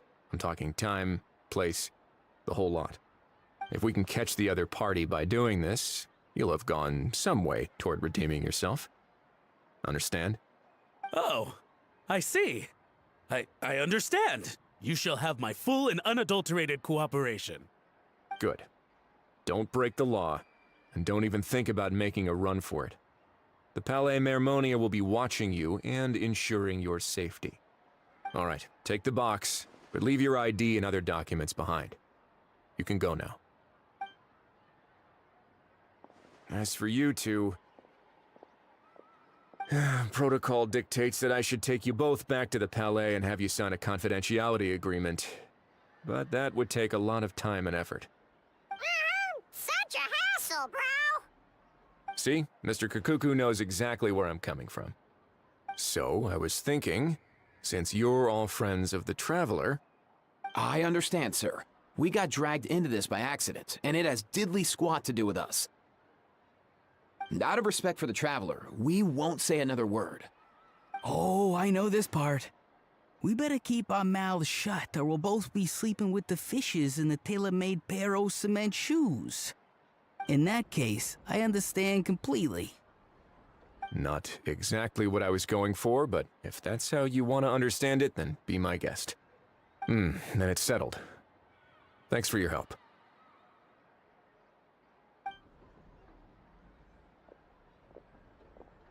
Boy, am I glad that's over. That's enough work for one day. Time to head back.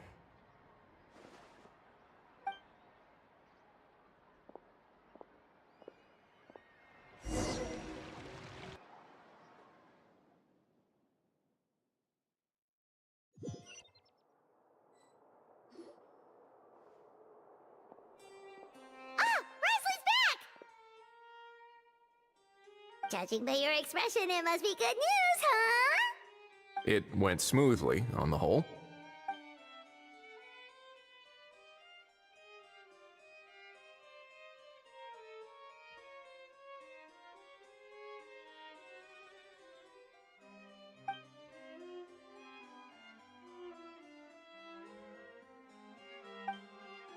So basically, we hold off until Argento and the other party have set up the next stage of the transaction. Then we plan our next move. Patience will be key. I get that. It's like hunting. I'm just not sure the other party will take the bait so easily. Well, if he didn't need the money, or if he valued self-preservation over making a profit, he could have walked away as soon as the contraband was brought to the Palais Mermonia. On top of that, although he hasn't shown his face yet, he seems to have no followers or accomplices, and he's relying on an extremely limited set of options to push the deal along. So, if you ask me, he seems like someone who cares a lot about his image and has a somewhat high opinion of himself, but lacks any real ability.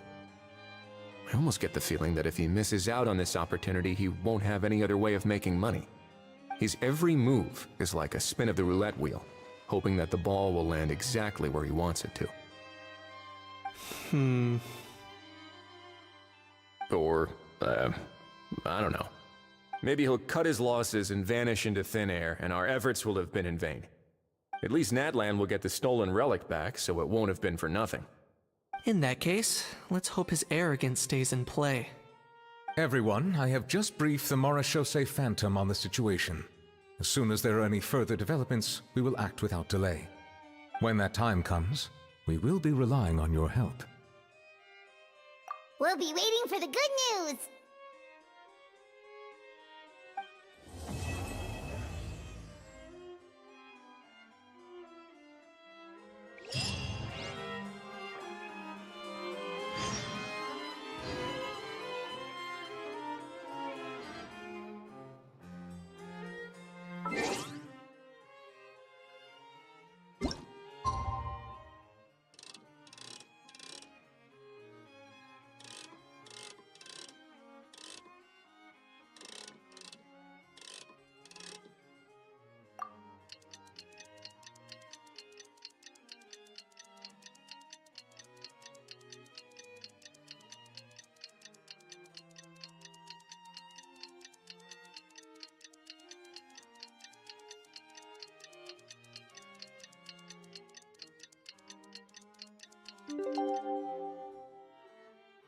Peace prevails throughout the land. Ruvelette sent someone to contact us this morning! That must mean there's been some progress! No time to waste! Let's head out!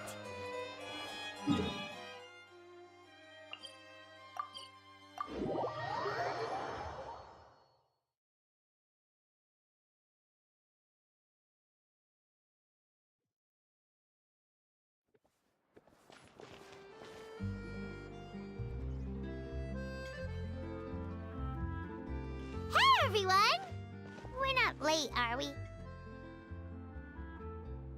No, you're just in time. Well rested, I trust?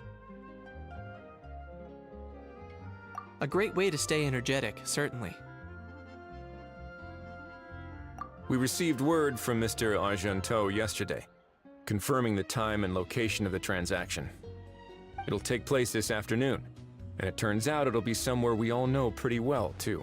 The Film Fantasyland restaurant. Oh, really? Huh. He sure does like that place. Seems like you share our concerns, Traveler. Indeed. Capturing someone in a crowded event venue will be much more challenging than in an open area. The criminal might try to blend in with the crowd, or even escape by taking hostages. In light of this, we've had to make additional preparations. As soon as we received the news yesterday, we began coordinating with the Marechaussee Phantom and the Special Security and Surveillance Patrol. We'll be deploying lots of undercover agents on site. If things go south, the safety of the civilians will be our top priority. Of course, fingers crossed, everything will go without a hitch. I noticed a bunch of familiar faces from the previous case, like Captain Chevrolet of the Special Patrol, so I'm feeling optimistic. We'll trust your instincts, then. Oh, yeah, and by the way, we've also been in communication with Miss Lapine Pauline and Miss Navia. The Spina di Rosula will provide support within a controlled scope, so there's no need to worry. The only potential issue is with Miss Escoffier.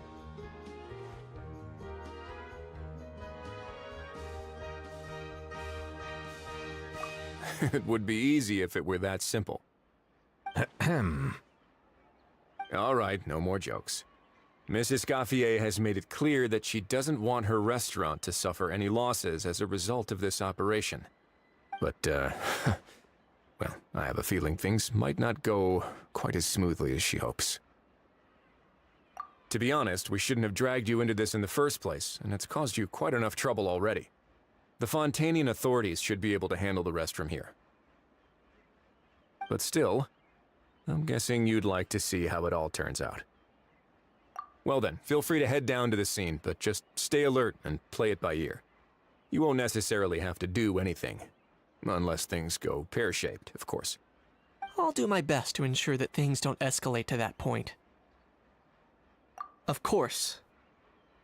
There are still a lot of unanswered questions, but our intel so far indicates that the culprit's from Natlan. Plus, I'm already a witness in this case. Might as well see this thing through to the end. That's the Kanichi we know and love.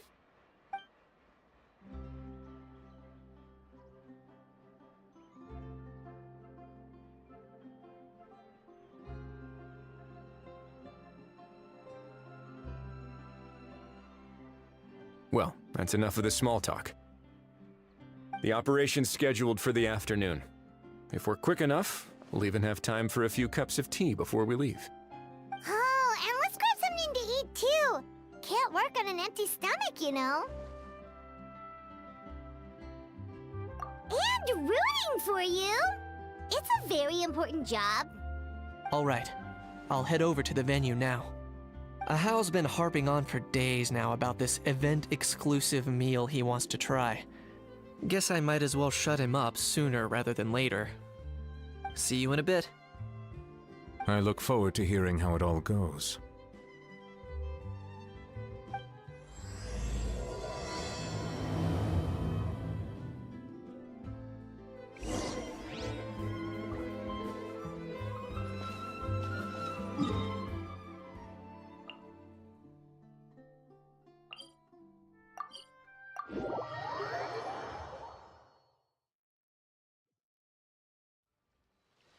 This beach seems to be getting livelier by the day.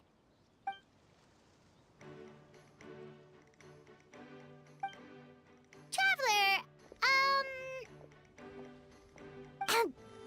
Paimon's getting kinda hungry. Let's go check out the restaurant menu, shall we?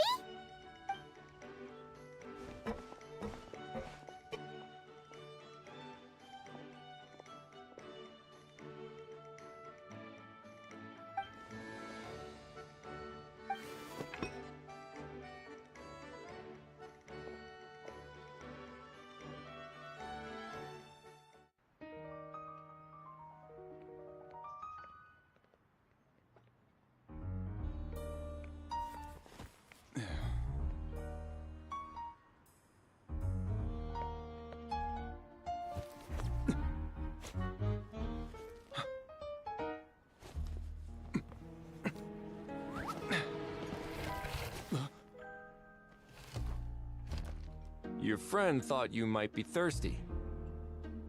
Won't you stay and drink it?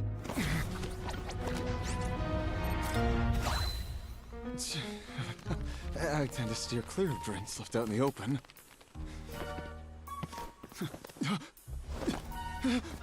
You're surrounded. Give up and come with... You lousy swine! Stop right there! Oh, look! A surprise performance! Wow! How lucky we are! Quick, take a photo! After him!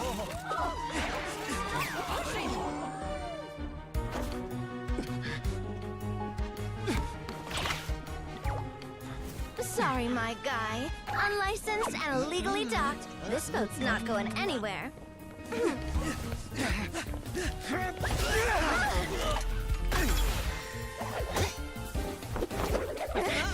Quick! Don't let him get away! Be careful! Amazing! Lowly worm! No one flies higher than the almighty Dragon Lord! Who's stealing my fun? Ah, you again! You're driving me crazy! Oh, wow, Bravo!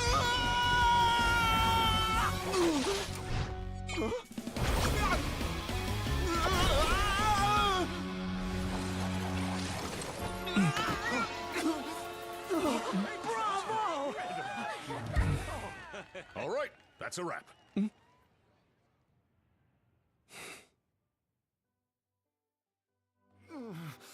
Unbelievable! You can't just drag someone around like that! Such blatant disregard for human life! I'm gonna sue the living daylights out of you! Will you now? I think I did you a favor by pulling you away from your audience. Saved you some face at the very least. As for whether you were facing up or down along the way, well, that was your decision, wasn't it? Why, you...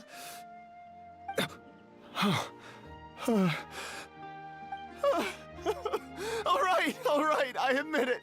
I was in the wrong. Oh, of course I know the difference between right and wrong, but I had no choice. I desperately needed the money. I was an expert on ancient relics.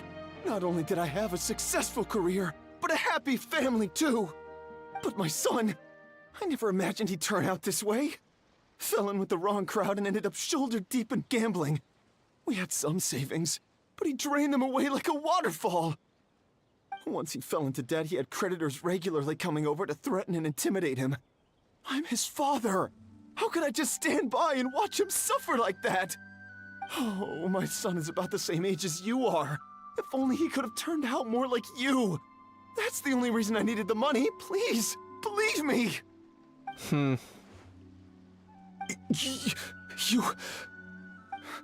Please, kid, I'm begging you. Help me. I see you're from Natland too. That makes us brothers. Please, have mercy. I still have a chance to help my son straighten himself out. But only if I get back. If I go to prison now, he'll be doomed, I tell you, doomed! And isn't standing together and fighting for a better future what families do? Our fate is in your hands, young man. Please, have a heart. Something wrong, Kanich? Gone soft, have we?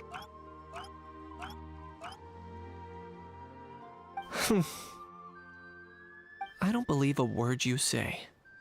Wriothesley had you just about figured out. You're a gambler. Pure and simple. A gambler? Me? Nonsense! I told you, it's my son! First of all, are you really from Natlan? You've been keeping tabs on the gun's whereabouts this whole time. You should have recognized at least one familiar face by now. On top of that, the way you threatened to sue me? Spoken like a true Fontanian, if you ask me. Huh? What kind of logic is that? I can't explain. I actually grew up in...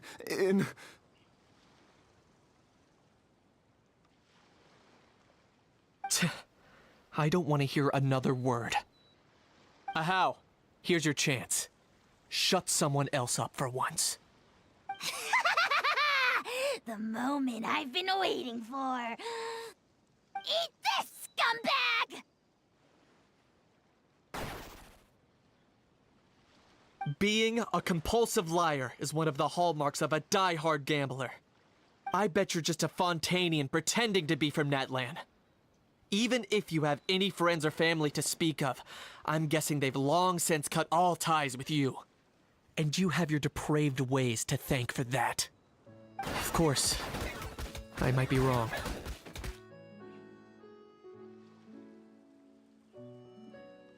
But does that matter? I'm just here to arrest you. If you're looking for an advocate or a shoulder to cry on, you're out of luck. Besides, prying the truth out of you is exactly what your beloved courts are for. Isn't that right?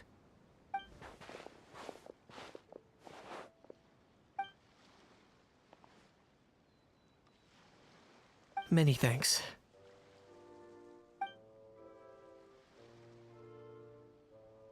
And me?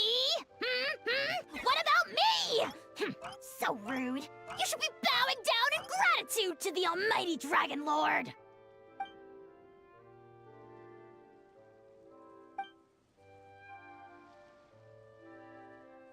Hey, what do you mean? Hold it right there! Don't worry. I'm fine. I wasn't the one who just got dragged all the way here. Little Kanich, thinking back to when you were just an itty-bitty boy, Kanich, aren't ya? Aw, don't start crying like a little baby. I am the almighty Dragon Lord! No servant of mine will be seen acting so weak and pathetic in public! What are you on about? Still, I suppose there's no point hiding it from you. To put it plainly, I can't stand gamblers. They're the most irresponsible people in the entire world. No respect for the principle that you have to give in order to get. They'll tell 1,000 lies for a single coin. deluding themselves into thinking they can use it to gamble their way to a vast fortune. But we all know that even when it looks like you're getting something for free, there's always an unseen cost. In the past, I also ended up paying a price for my father's gambling losses. I don't want anyone else to end up in a similar situation if I can help it. Don't feel sorry for me. I certainly don't feel sorry for myself. They say that people are shaped by their past, and since I've made it this far, I must have done a lot of things right. We should never punish ourselves for the mistakes of others. Instead, I choose to remember the moments that helped me grow. Like when I first learned to use a grappling hook, or the very first time I yearned for knowledge.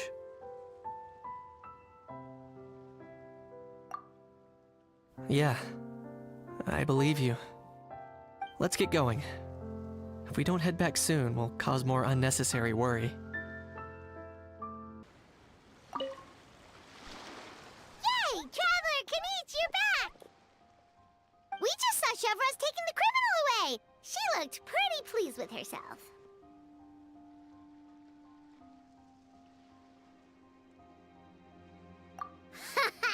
So after so much running in circles, turns out he had no fight in him, huh? Guess running away was the only trick up his sleeve. Oh, also, Risley said to let you know that he's already left. He went to report back to the Palais Mermonia. Apparently, the Mari show say Phantom's preparing to carry out an in-depth investigation into illegal gambling activities. Sounds like they'll have their hands full. Anyway, that's for the Palais to worry about, not really our concern.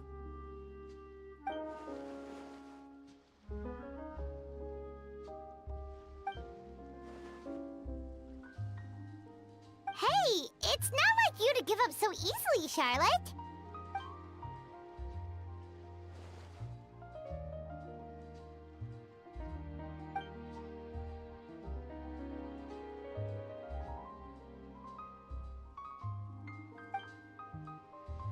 Make sure you pick the best shots of Paimon.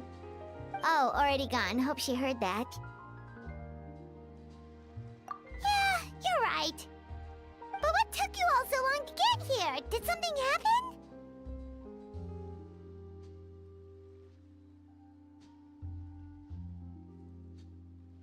What? Rumors and slander! When have I, the almighty Dragon Lord, Kahulahau, ever sunk to such sniveling? Often, actually.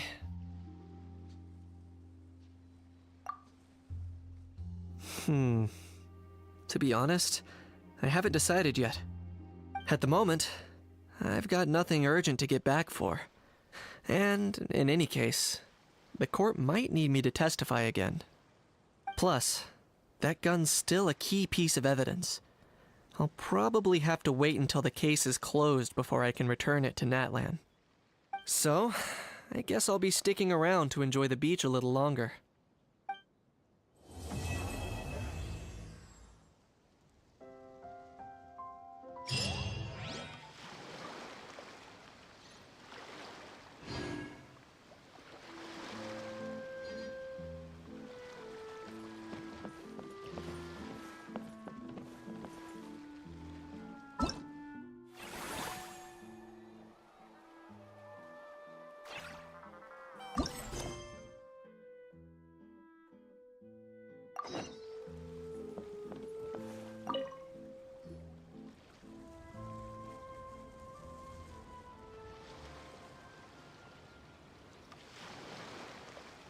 Traveler, it's you! Ready to join the Cheval Moran Film Fantasyland crew?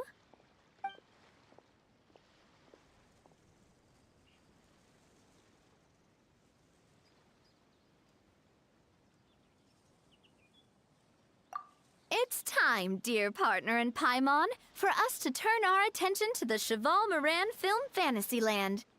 As I mentioned, the park was started up by enthusiasts who brought in the Spina di Rosula to handle the planning, construction, and operations. Of course, enthusiasts aren't typically all-around experts. They usually stick to designing the event booths. We, for our part, handle long-term operations and develop standardized strategy guides for the different activities. Long-term operations? Strategy? It all sounds so complicated. We spend most of our time adventuring, and we barely have any experience running a stall. Do you think we can handle this?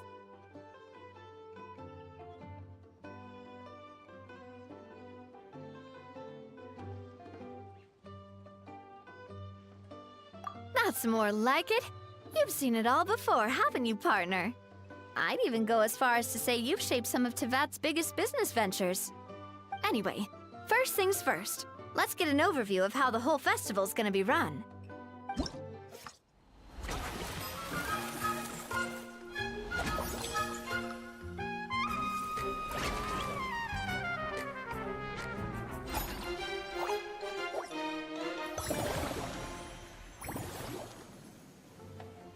As you can see, our fantasy land's a bit like a sugar-free macaron right now. Several areas are still under construction. The Spina's only been able to hire a limited number of craftsmen. Besides, we don't have enough experience to handle multiple projects simultaneously. That's why I chose to adopt a time slot-based planning method, so we can focus on specific tasks during each designated period. Upgrading facilities, expanding the venue, hiring staff. All of this requires funds and time slots to accomplish. So, it's our job to allocate precious time slots in each business cycle to the most worthwhile tasks. As we attract more guests and earn money to add to our funds, we'll also be able to work more efficiently, which will allow us to divide each cycle into finer time slots, which will let us get more done. So we'll be limited in the decisions we can make and tasks we can focus on within each time period. Which means we have to use our limited actions and Mora to earn even more Mora. Kinda like playing chess or cards then. Cooking up a strategy in advance is gonna be key. Paimon thinks she just about gets it. How do you feel about it, Traveler? Yep, come on, we can do this! You mentioned standardized strategy guides just now. Does that mean there are non-standard ways to take part too? Of course. Film and entertainment mean different things to different people, and there's gonna be a wide range of exciting activities for people to try out. If we're not careful, some visitors might wander off and end up getting in trouble. And others might pick up dangerous props by mistake. To avoid confusion, we need to create a standardized strategy guide for each activity. Just think of it like a walkthrough.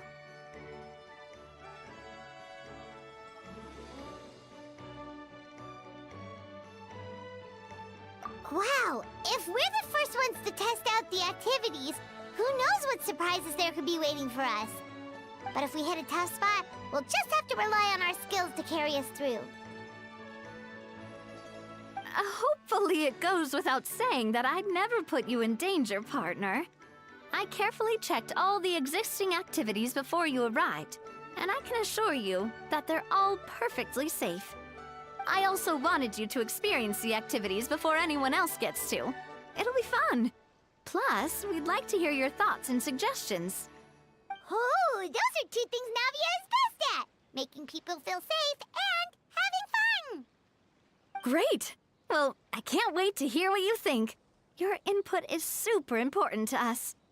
All right then, let's start with eclectic escapades and put our first guide together.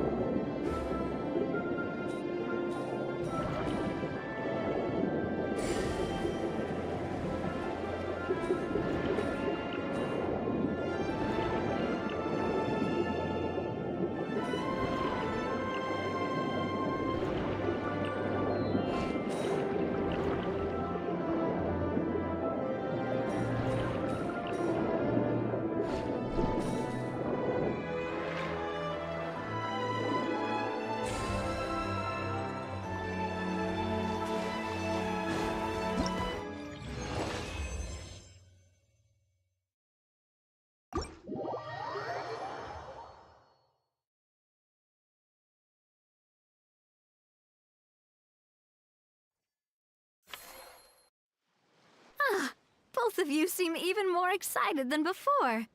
Looks like your first trial run didn't disappoint.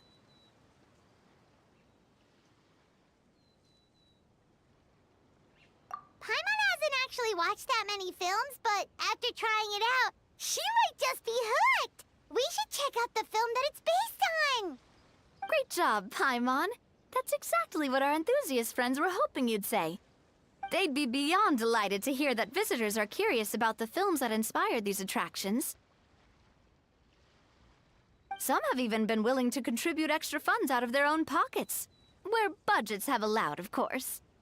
Out of their own pockets? That's right. While the Spina di Rosula covers the cost of basic booth materials and rental fees, many fans have personally funded promotional materials and related merchandise. The cost of the booth itself isn't their main expense. Some of them have already started designing spin-off products inspired by film characters. Take our official mascot, Surintendant Chevalmoran, for instance. She won second place in the last most popular character poll for the comic film category, and was even dubbed the pinnacle of round, bouncy cuteness. Many people have expressed interest in designing cushions based on her image, using the highest quality fabrics and hiring the most skilled artisans to mass produce them. These cushions will officially go on sale at the next convention alongside lots of similar products.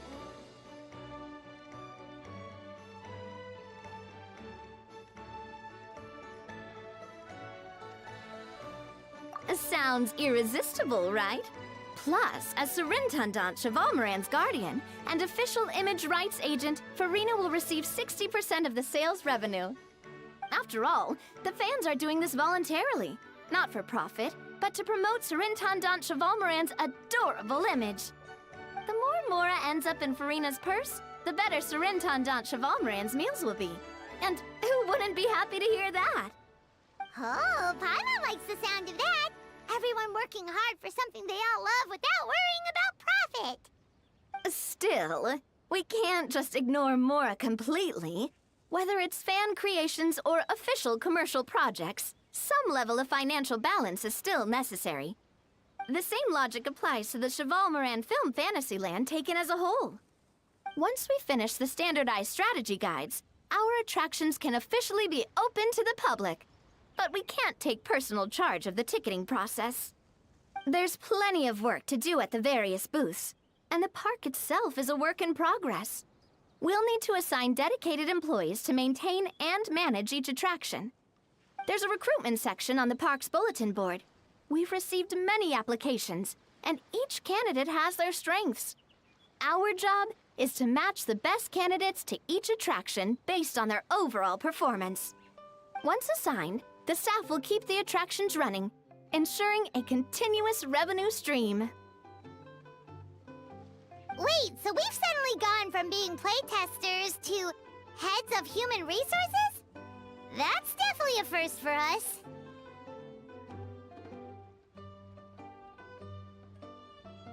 Just don't hold everyone up to your own standards, okay?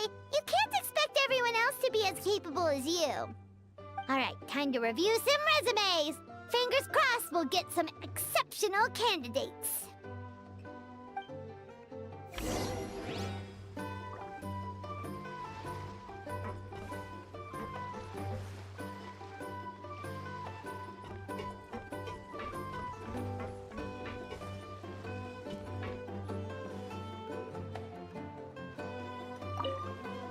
When reviewing resumes, pay attention to each applicant's area of expertise.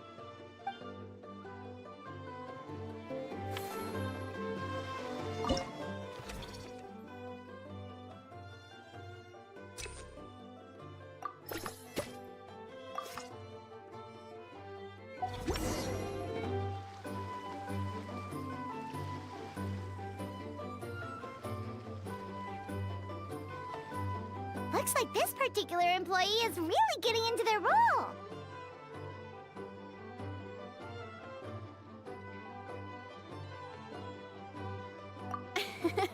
You're both doing great. You sound more like bosses than I do. In any case, with this, the Chevalmoran Film Fantasyland is now officially open. Running a theme park is a long-term project.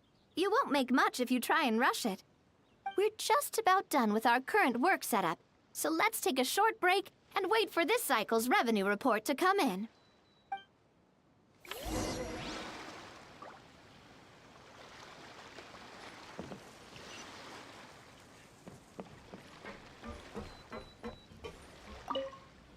Well, this cycle of operation sure got us off to a good start. On to the next one.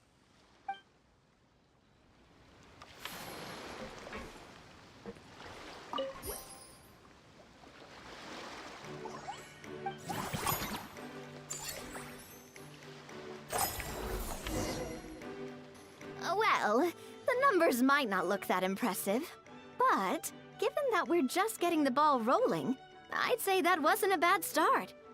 Building on this momentum, we must consider rolling out more unique business strategies during the next cycle. To draw in the crowds, I've invited one of Fontaine's very own celebrity chefs, my good friend Escoffier. She'll be performing right here in the amusement park's restaurant. On that note, let's go catch up with her. So, is the restaurant part of our business strategy too? There are so many layers to this operation.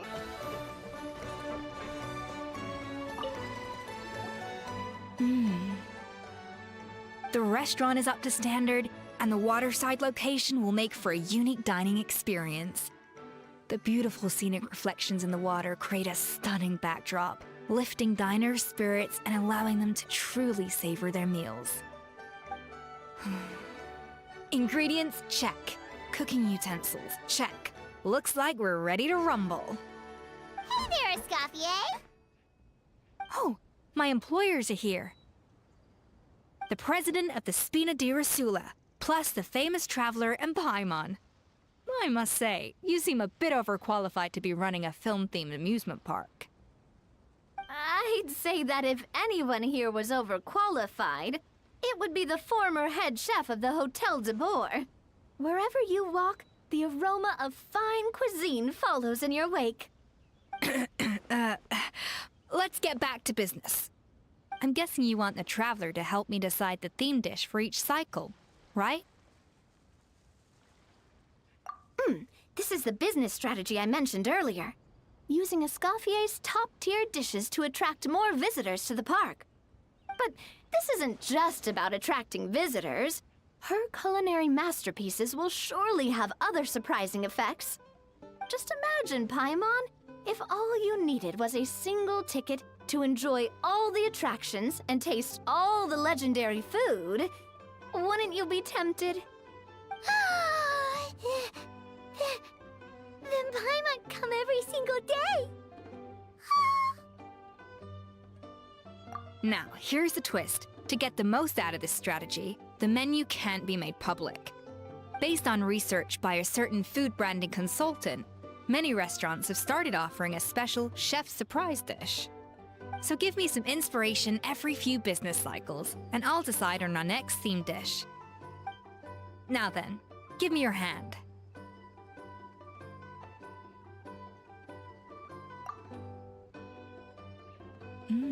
A warm and energetic feel. Your hands are calloused from wielding your sword, but still quite delicate. When you grasp its hilt, it's like you're holding the bow of a violin. A sword, then. The theme this time shall be strength. All right, let's find out what strength looks like in gastronomical form.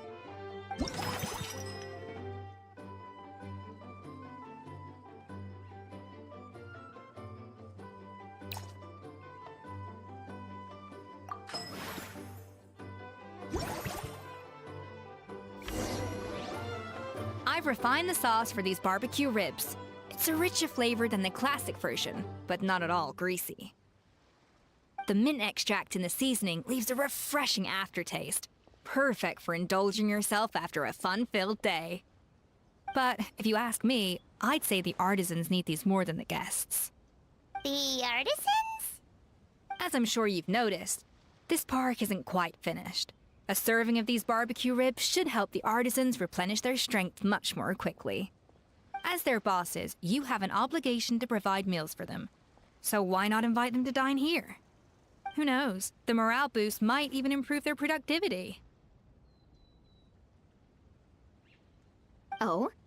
If I recall correctly, you once served up some special fish and chips for the porters over at the Fleuve Cendra. For several days after, the workers were all incredibly efficient. They'd finish 8 hours of work in just 5. And then, because they clocked out early, they'd come back completely refreshed the next day. Then there's no time to lose.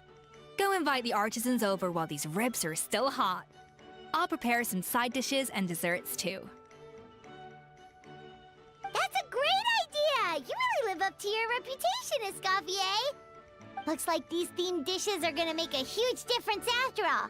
We'll have to make sure we check in with you regularly. The artisans are pumped and ready to roll thanks to that themed dish.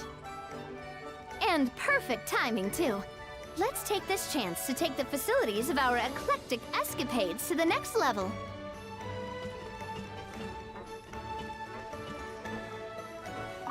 Now that everything's going smoothly, it's about time we upgraded our facilities.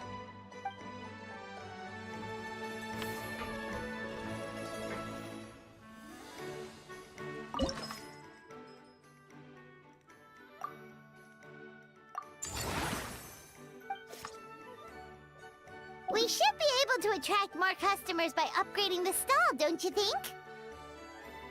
That's right. Based on my business experience with the Spina di Rosula, I've quantified the service value to help you intuitively understand how satisfied customers are with each stall. An attraction will reach its ideal revenue only when its service value meets customer expectations. As we improve and expand our facilities, expectations will also increase accordingly. When that happens, we can deploy more capable employees, or invest funds in training to enhance our employees' skills.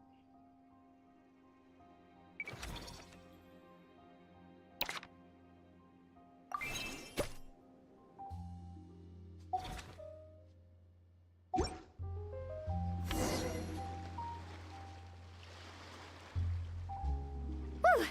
That should be everything. Looks like you've pretty much mastered how to run this park. Huh? Have we really?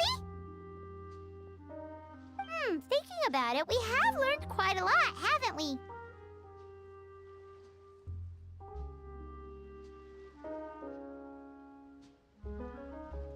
Oh, not at all. I wouldn't say I taught you much. Your intuition's been guiding the way mostly.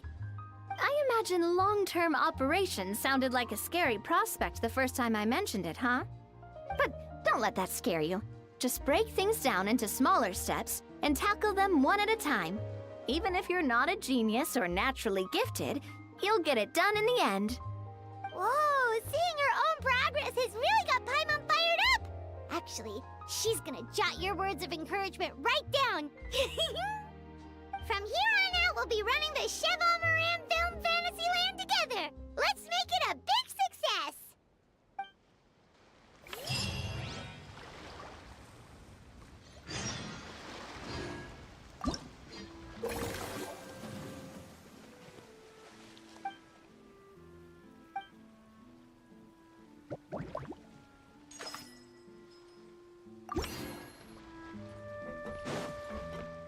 Yeah! Skyward!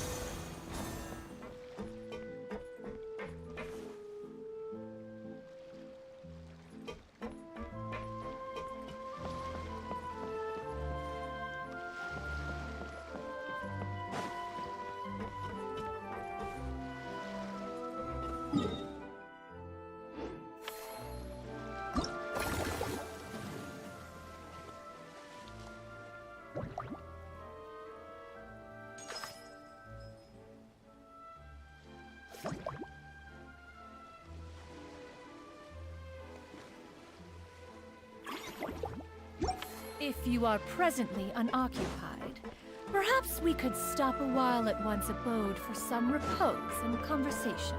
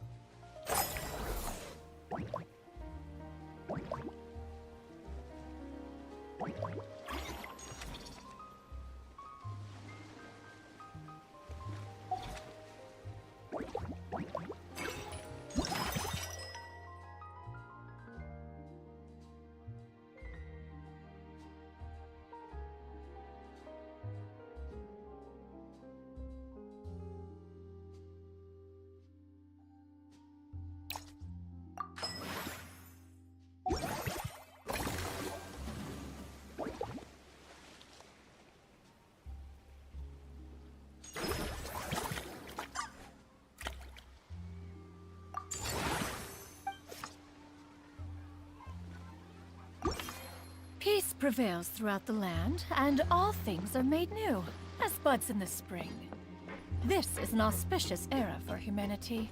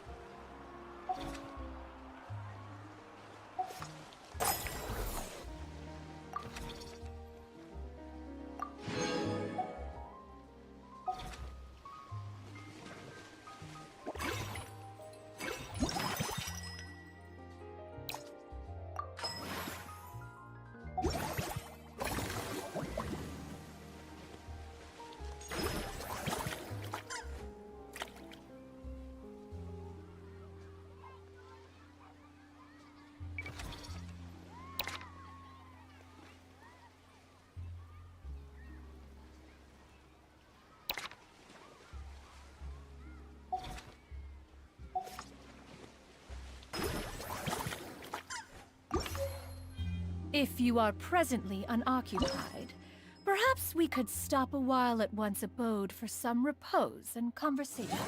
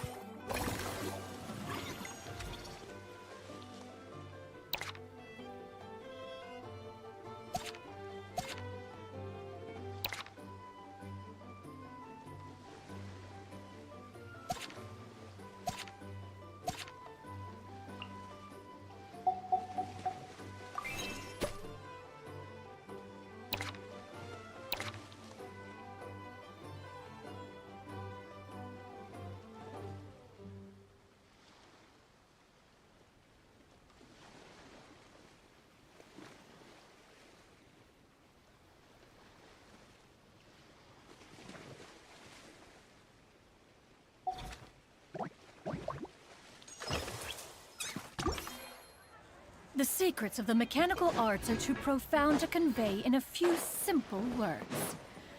Oh, but why must the listener grow weary whenever I begin to divulge them?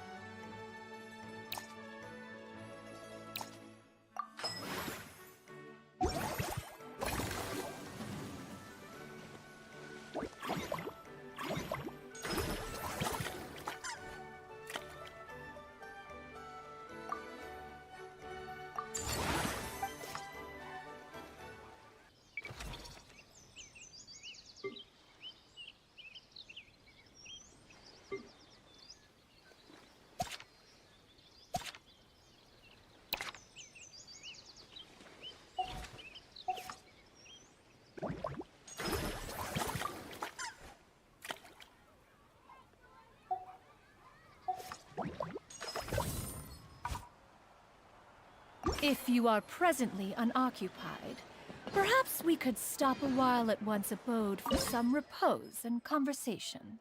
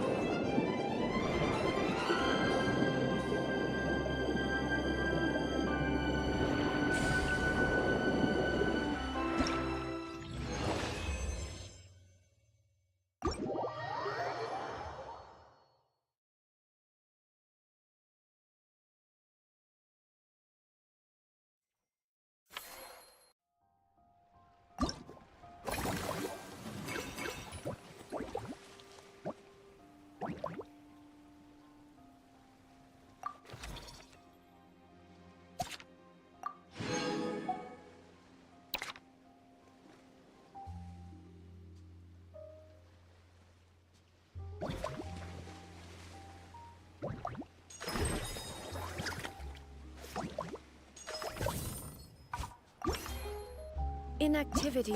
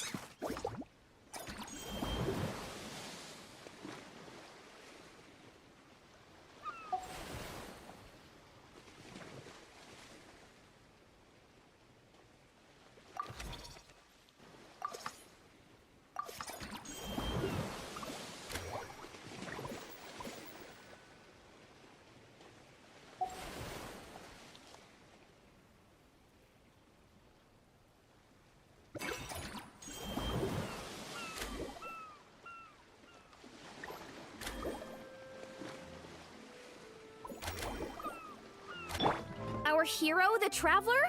And Paimon, too!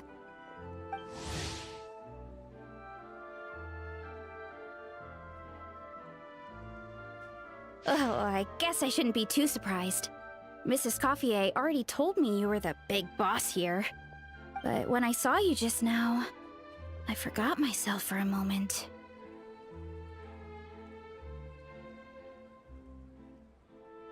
Technically speaking, the Cheval Moran Film Fantasyland doesn't even have a boss, does it? Isn't it the idea that everyone works together to make it as successful as possible, and then we all share the profits? But, wait a sec. Why are you here, Veressa? Well, officially, I'm here to promote my brand. Not long ago, Mrs. Coiffier placed an order with me for her restaurant, as she often does. In her letter, she mentioned that showcasing my orchard's products at the festival would boost sales and help build my brand recognition. After talking it through with my parents, I decided to give it a shot. Now that I'm done with the restaurant's ingredient order, I plan to sell the rest of my fruit directly to guests to help quench their thirst, of course. The thought of enjoying fresh fruit from Natland here in Fontaine does sound pretty appealing. But with this many customers, wouldn't it be exhausting to watch this stall all day? Huh? Am I supposed to be watching the stall the whole time? There's an attraction over there called Movie Masterpieces, right? I heard some of the challenges are based on famous films. Some of those films have even been adapted into great comics. I'd love to go give it a try. So, you're not doing any business at all? Back in the Collective of Plenty, I'd just set up a sign with the fruit prices, place a weighing scale and a coin jar to one side, then let people pay on their own. When closing time came around, I'd wake up and check the accounts. Not a single Mora's ever gone missing.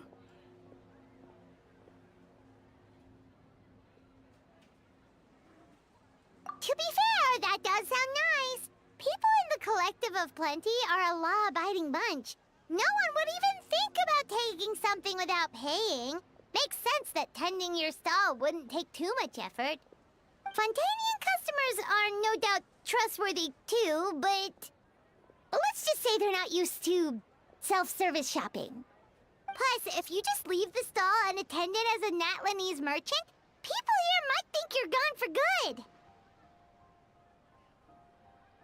In that case, I'd better start acting the part. But I'll need to buy some things in the city before I officially open for business. I promised to bring back some Fontanian clockwork mecha for Kochi-an-san. Oh, and I also wanted to try a few rounds of movie masterpieces. After that, I should be able to focus on my business without getting distracted. We might not be locals, but we've explored Fontaine quite a bit. We know our way around pretty well. In that case, give me a moment to get some extra fruit, a price list, and my coin jar set up. I get to go shopping with the Traveler! Nice.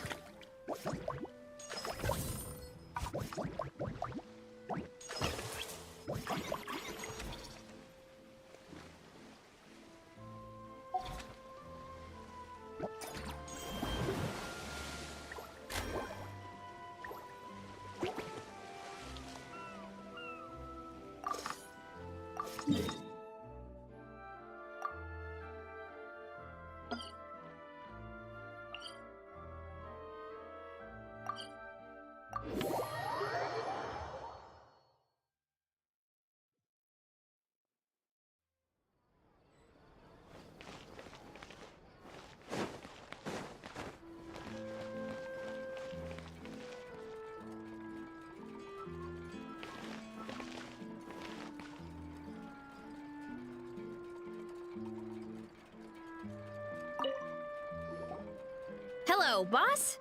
I'm from the Collective of Plenty. You might recall receiving a letter from us requesting you to design some components. Wait a sec. Why does Ian-san need clockwork mecha?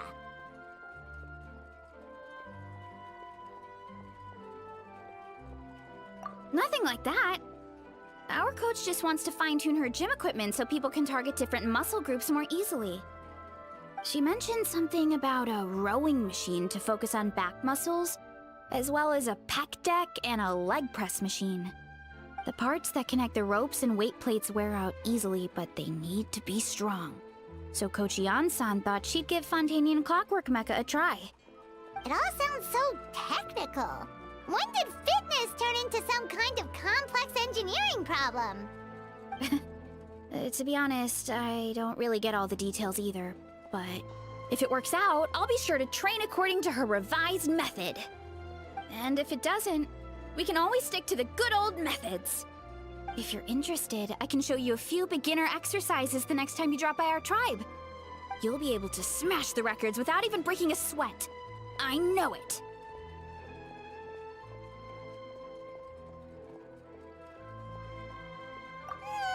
Paimon will pass. on that one. She'll be rooting for you from the sidelines, though. You can always try the equipment we keep for little Saurians, Paimon. As long as you start out with the super light weights, you'll be fine. Weight training's for everyone, you know. As long as you put in the effort and keep it, anyone can develop rock-solid muscles. No!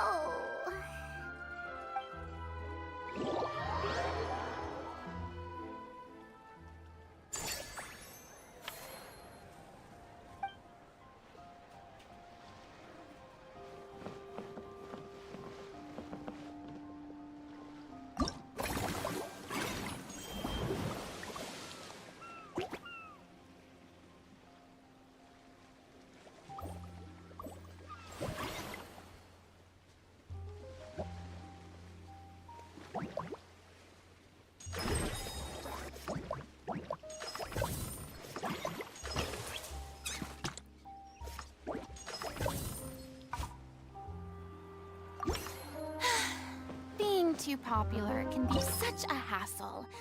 Who knew the people would adore me?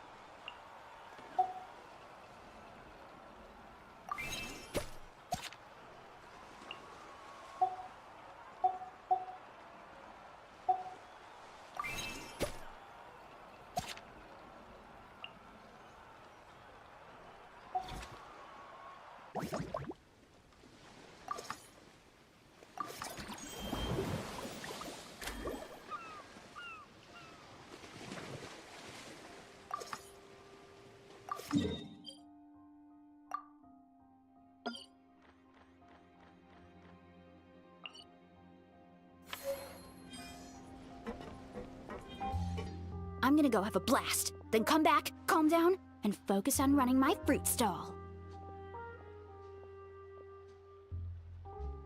That's right. Last thing you'd want is to get too absorbed in having fun, then suddenly realize you're starving because you haven't eaten anything for hours.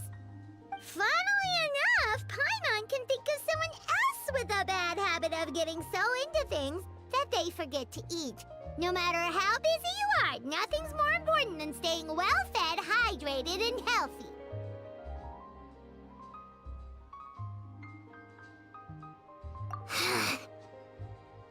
No need to worry about me, guys. I do a lot of long-distance running, so I always make sure to bring some food and water with me. This time is no exception.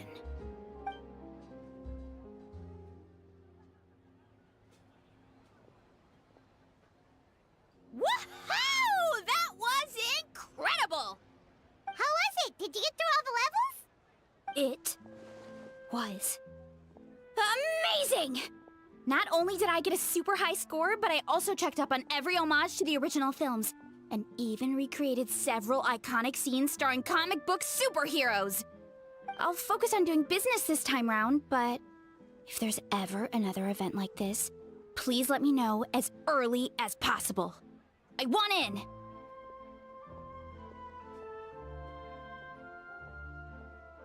Yep.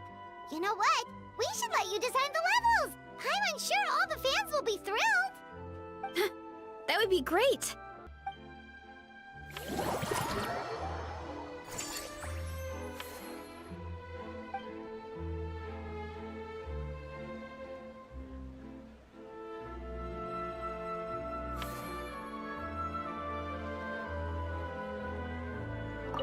Seeing how happy everyone is here, I can't help smiling myself.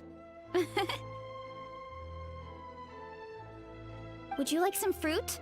Feel free to take some.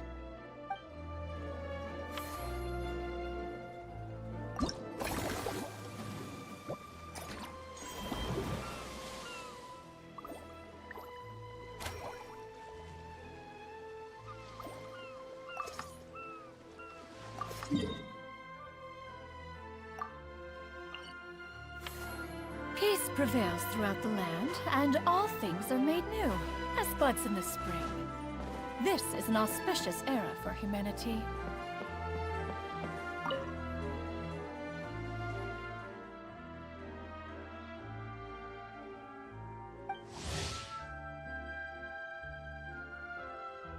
Hey, Siegeween! Welcome to the Cheval Moran Film Fantasyland!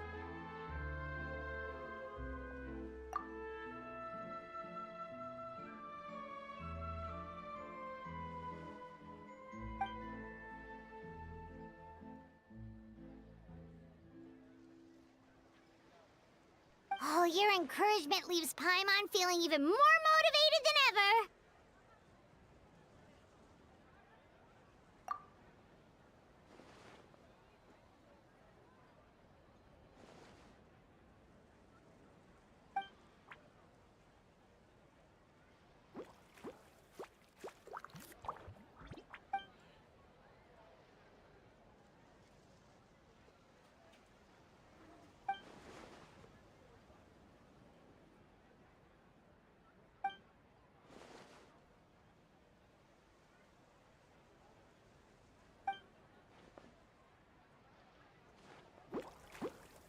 But now they've got films to watch. Even the ones who used to cause trouble might settle down a bit, right?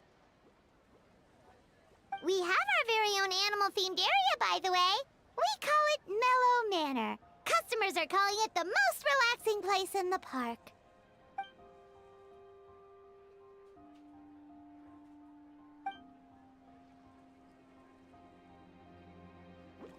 Oh, you mean we could invite Siegeween to be a consultant at Mellow Manor?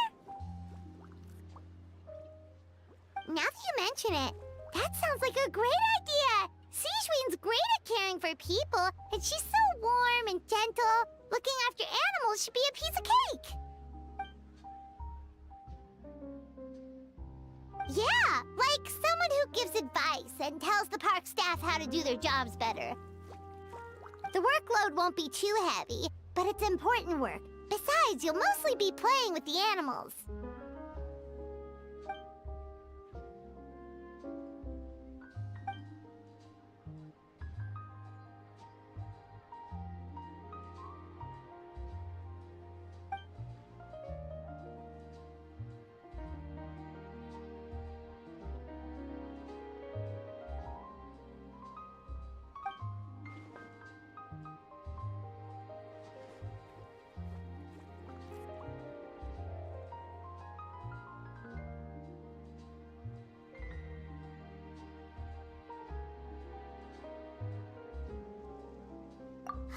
With Siegeween on board, Mellow Manor's gonna be even better than before! Paimon has a feeling our revenue's gonna shoot through the roof!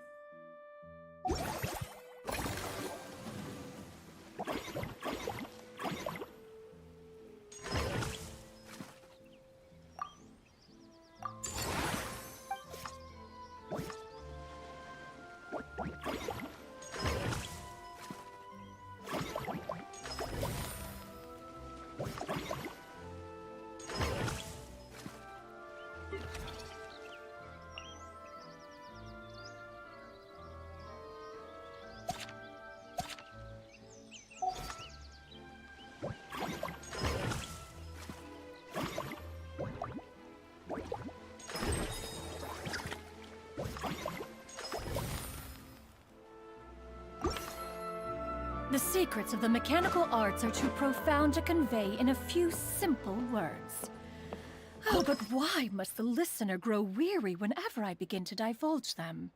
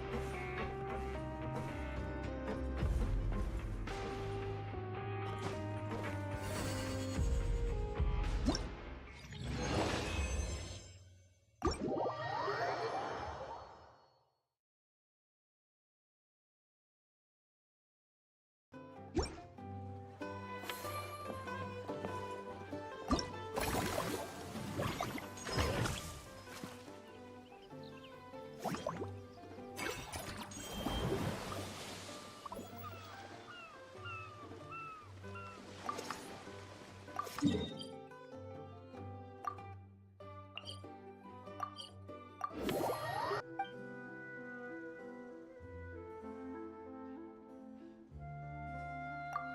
health issues, Paimon wouldn't be surprised if she could actually chat with the animals once she's done reading. Oh, wait, head nurse, please don't go. Phew, boy, am I glad I caught up with you. One of the inmates has become obsessed with those magical mouse munchies from the animated films you've been showing them, and tried making some himself with 3 days' worth of welfare meals. He ended up giving himself food poisoning, with symptoms we've never even seen before. Please, we need your help.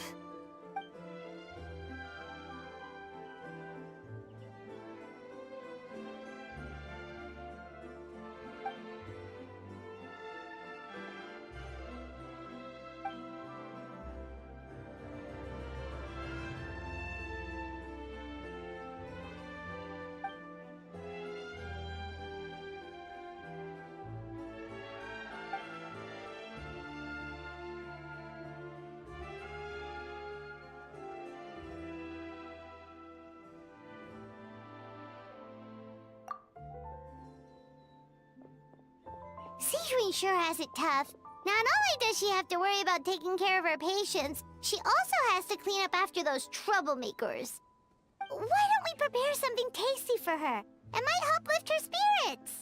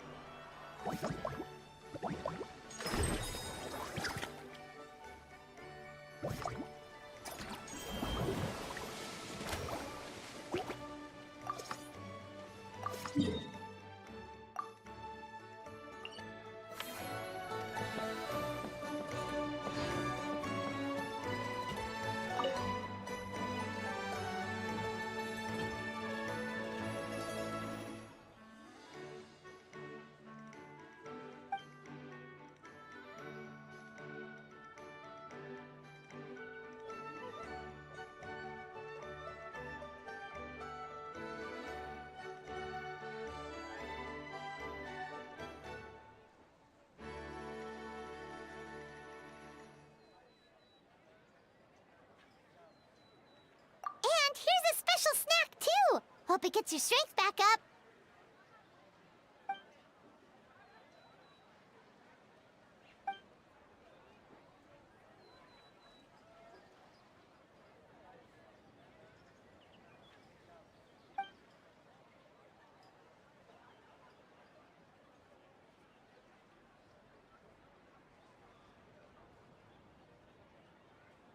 Is it because they aren't paying any attention when they're watching? Or is it some rebellious mentality? A whatever you tell me not to do, I'll do it just to prove you wrong type of thing?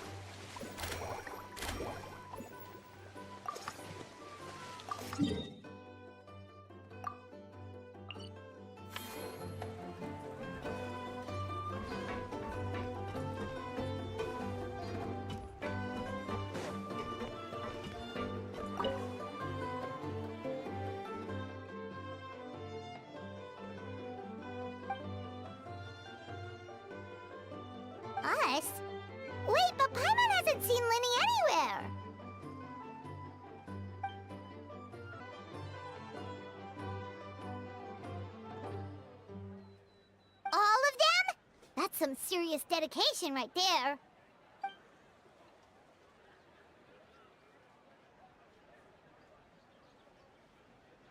Paimon had no idea Lenny was so into horror films.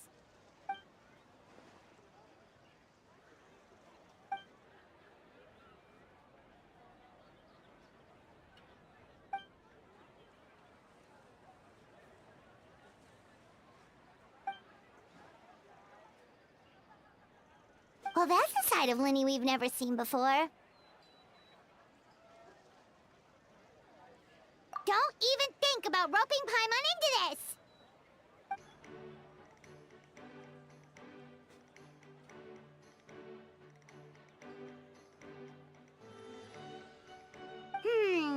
Sounds like eclectic escapades would be more to your liking then. Want to give it a try?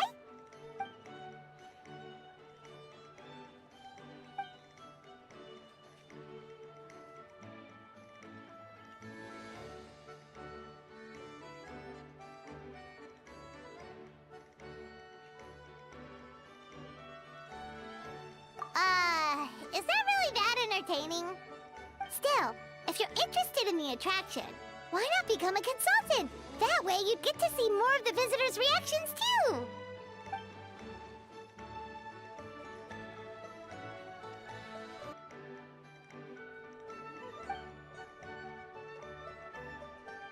Great idea! If we can get Lenny on board, the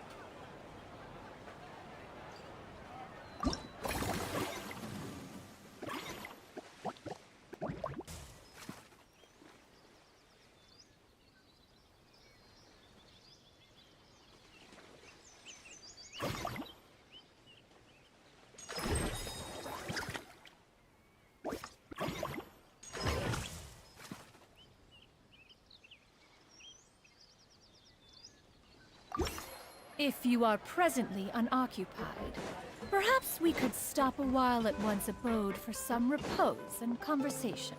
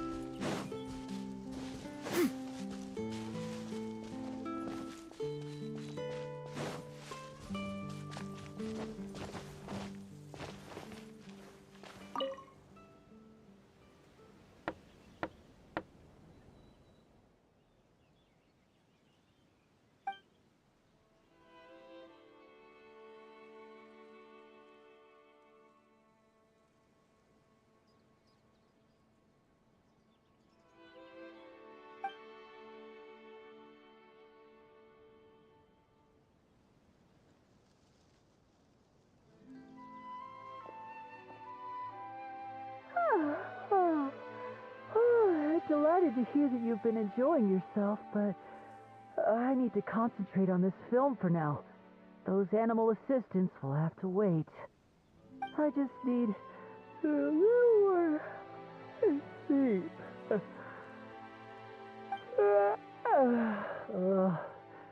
Every time I close my eyes, I keep thinking of new tricks. So tired. Can't sleep, but can't get up either.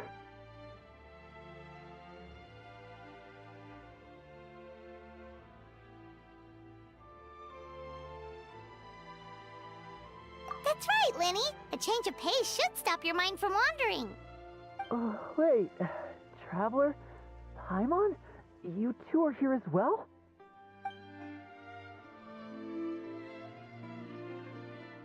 In that case, count me in.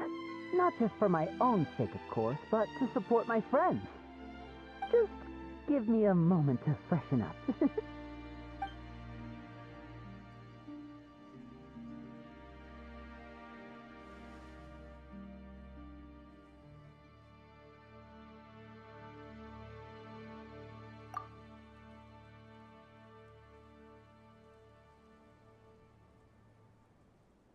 Sounds good! Getting Lenny to cheer up and visit the amusement park's surely our greatest success yet!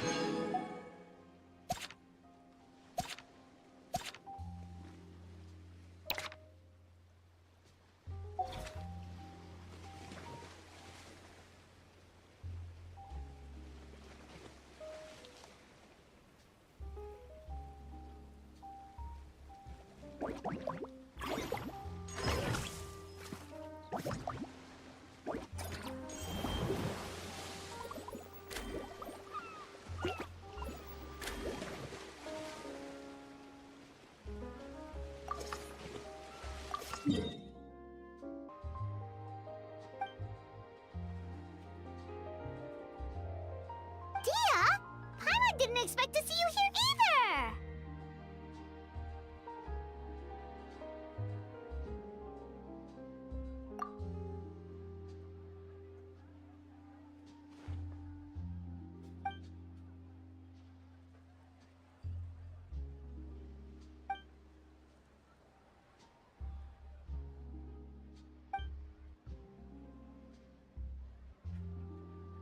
Guess that's not scenery most Fontanians see every day, huh?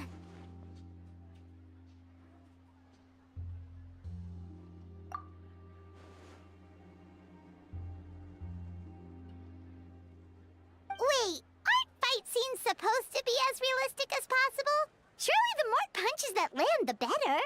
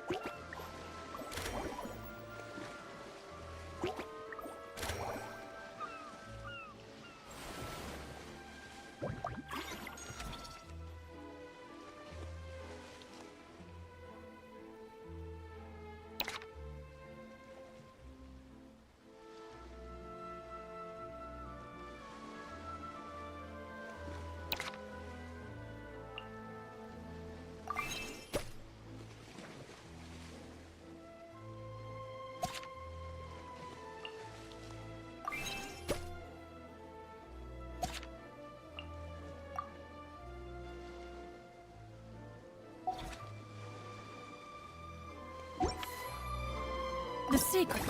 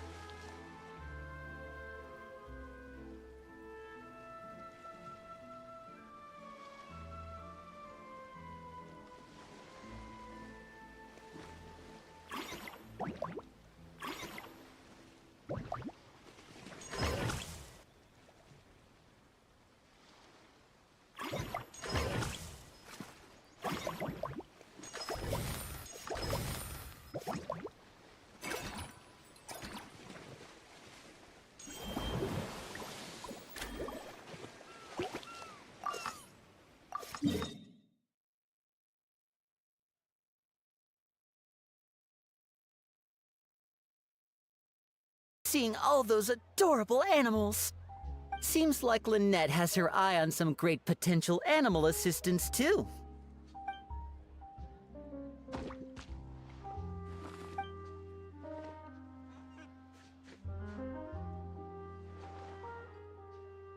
Oh, and did you see those weird mushrooms?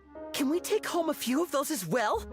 That might not be possible. These fungi have been specially trained, you know? They're like the stunt actors of the elemental world.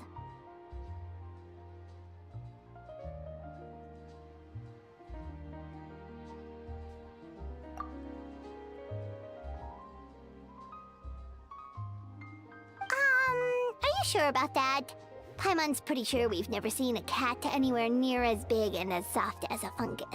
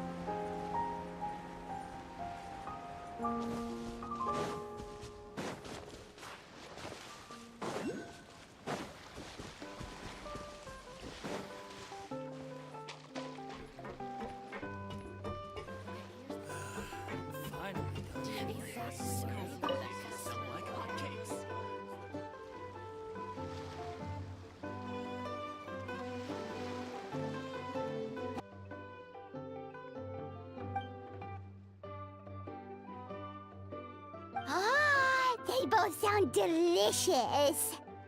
But how come you seem so familiar with this bar when it's your first time here? Paimon's never even heard of the drinks you ordered us.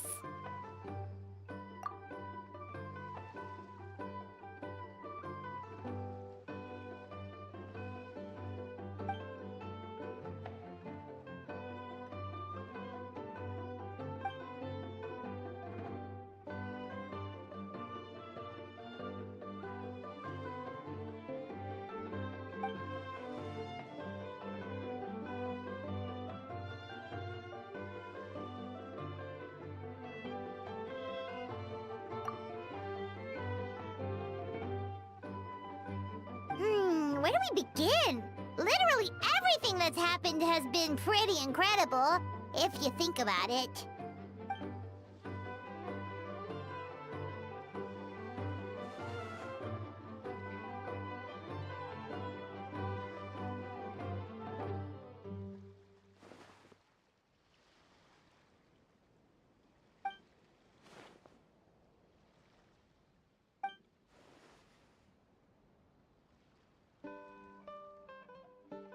Huh? So we could become mercs too?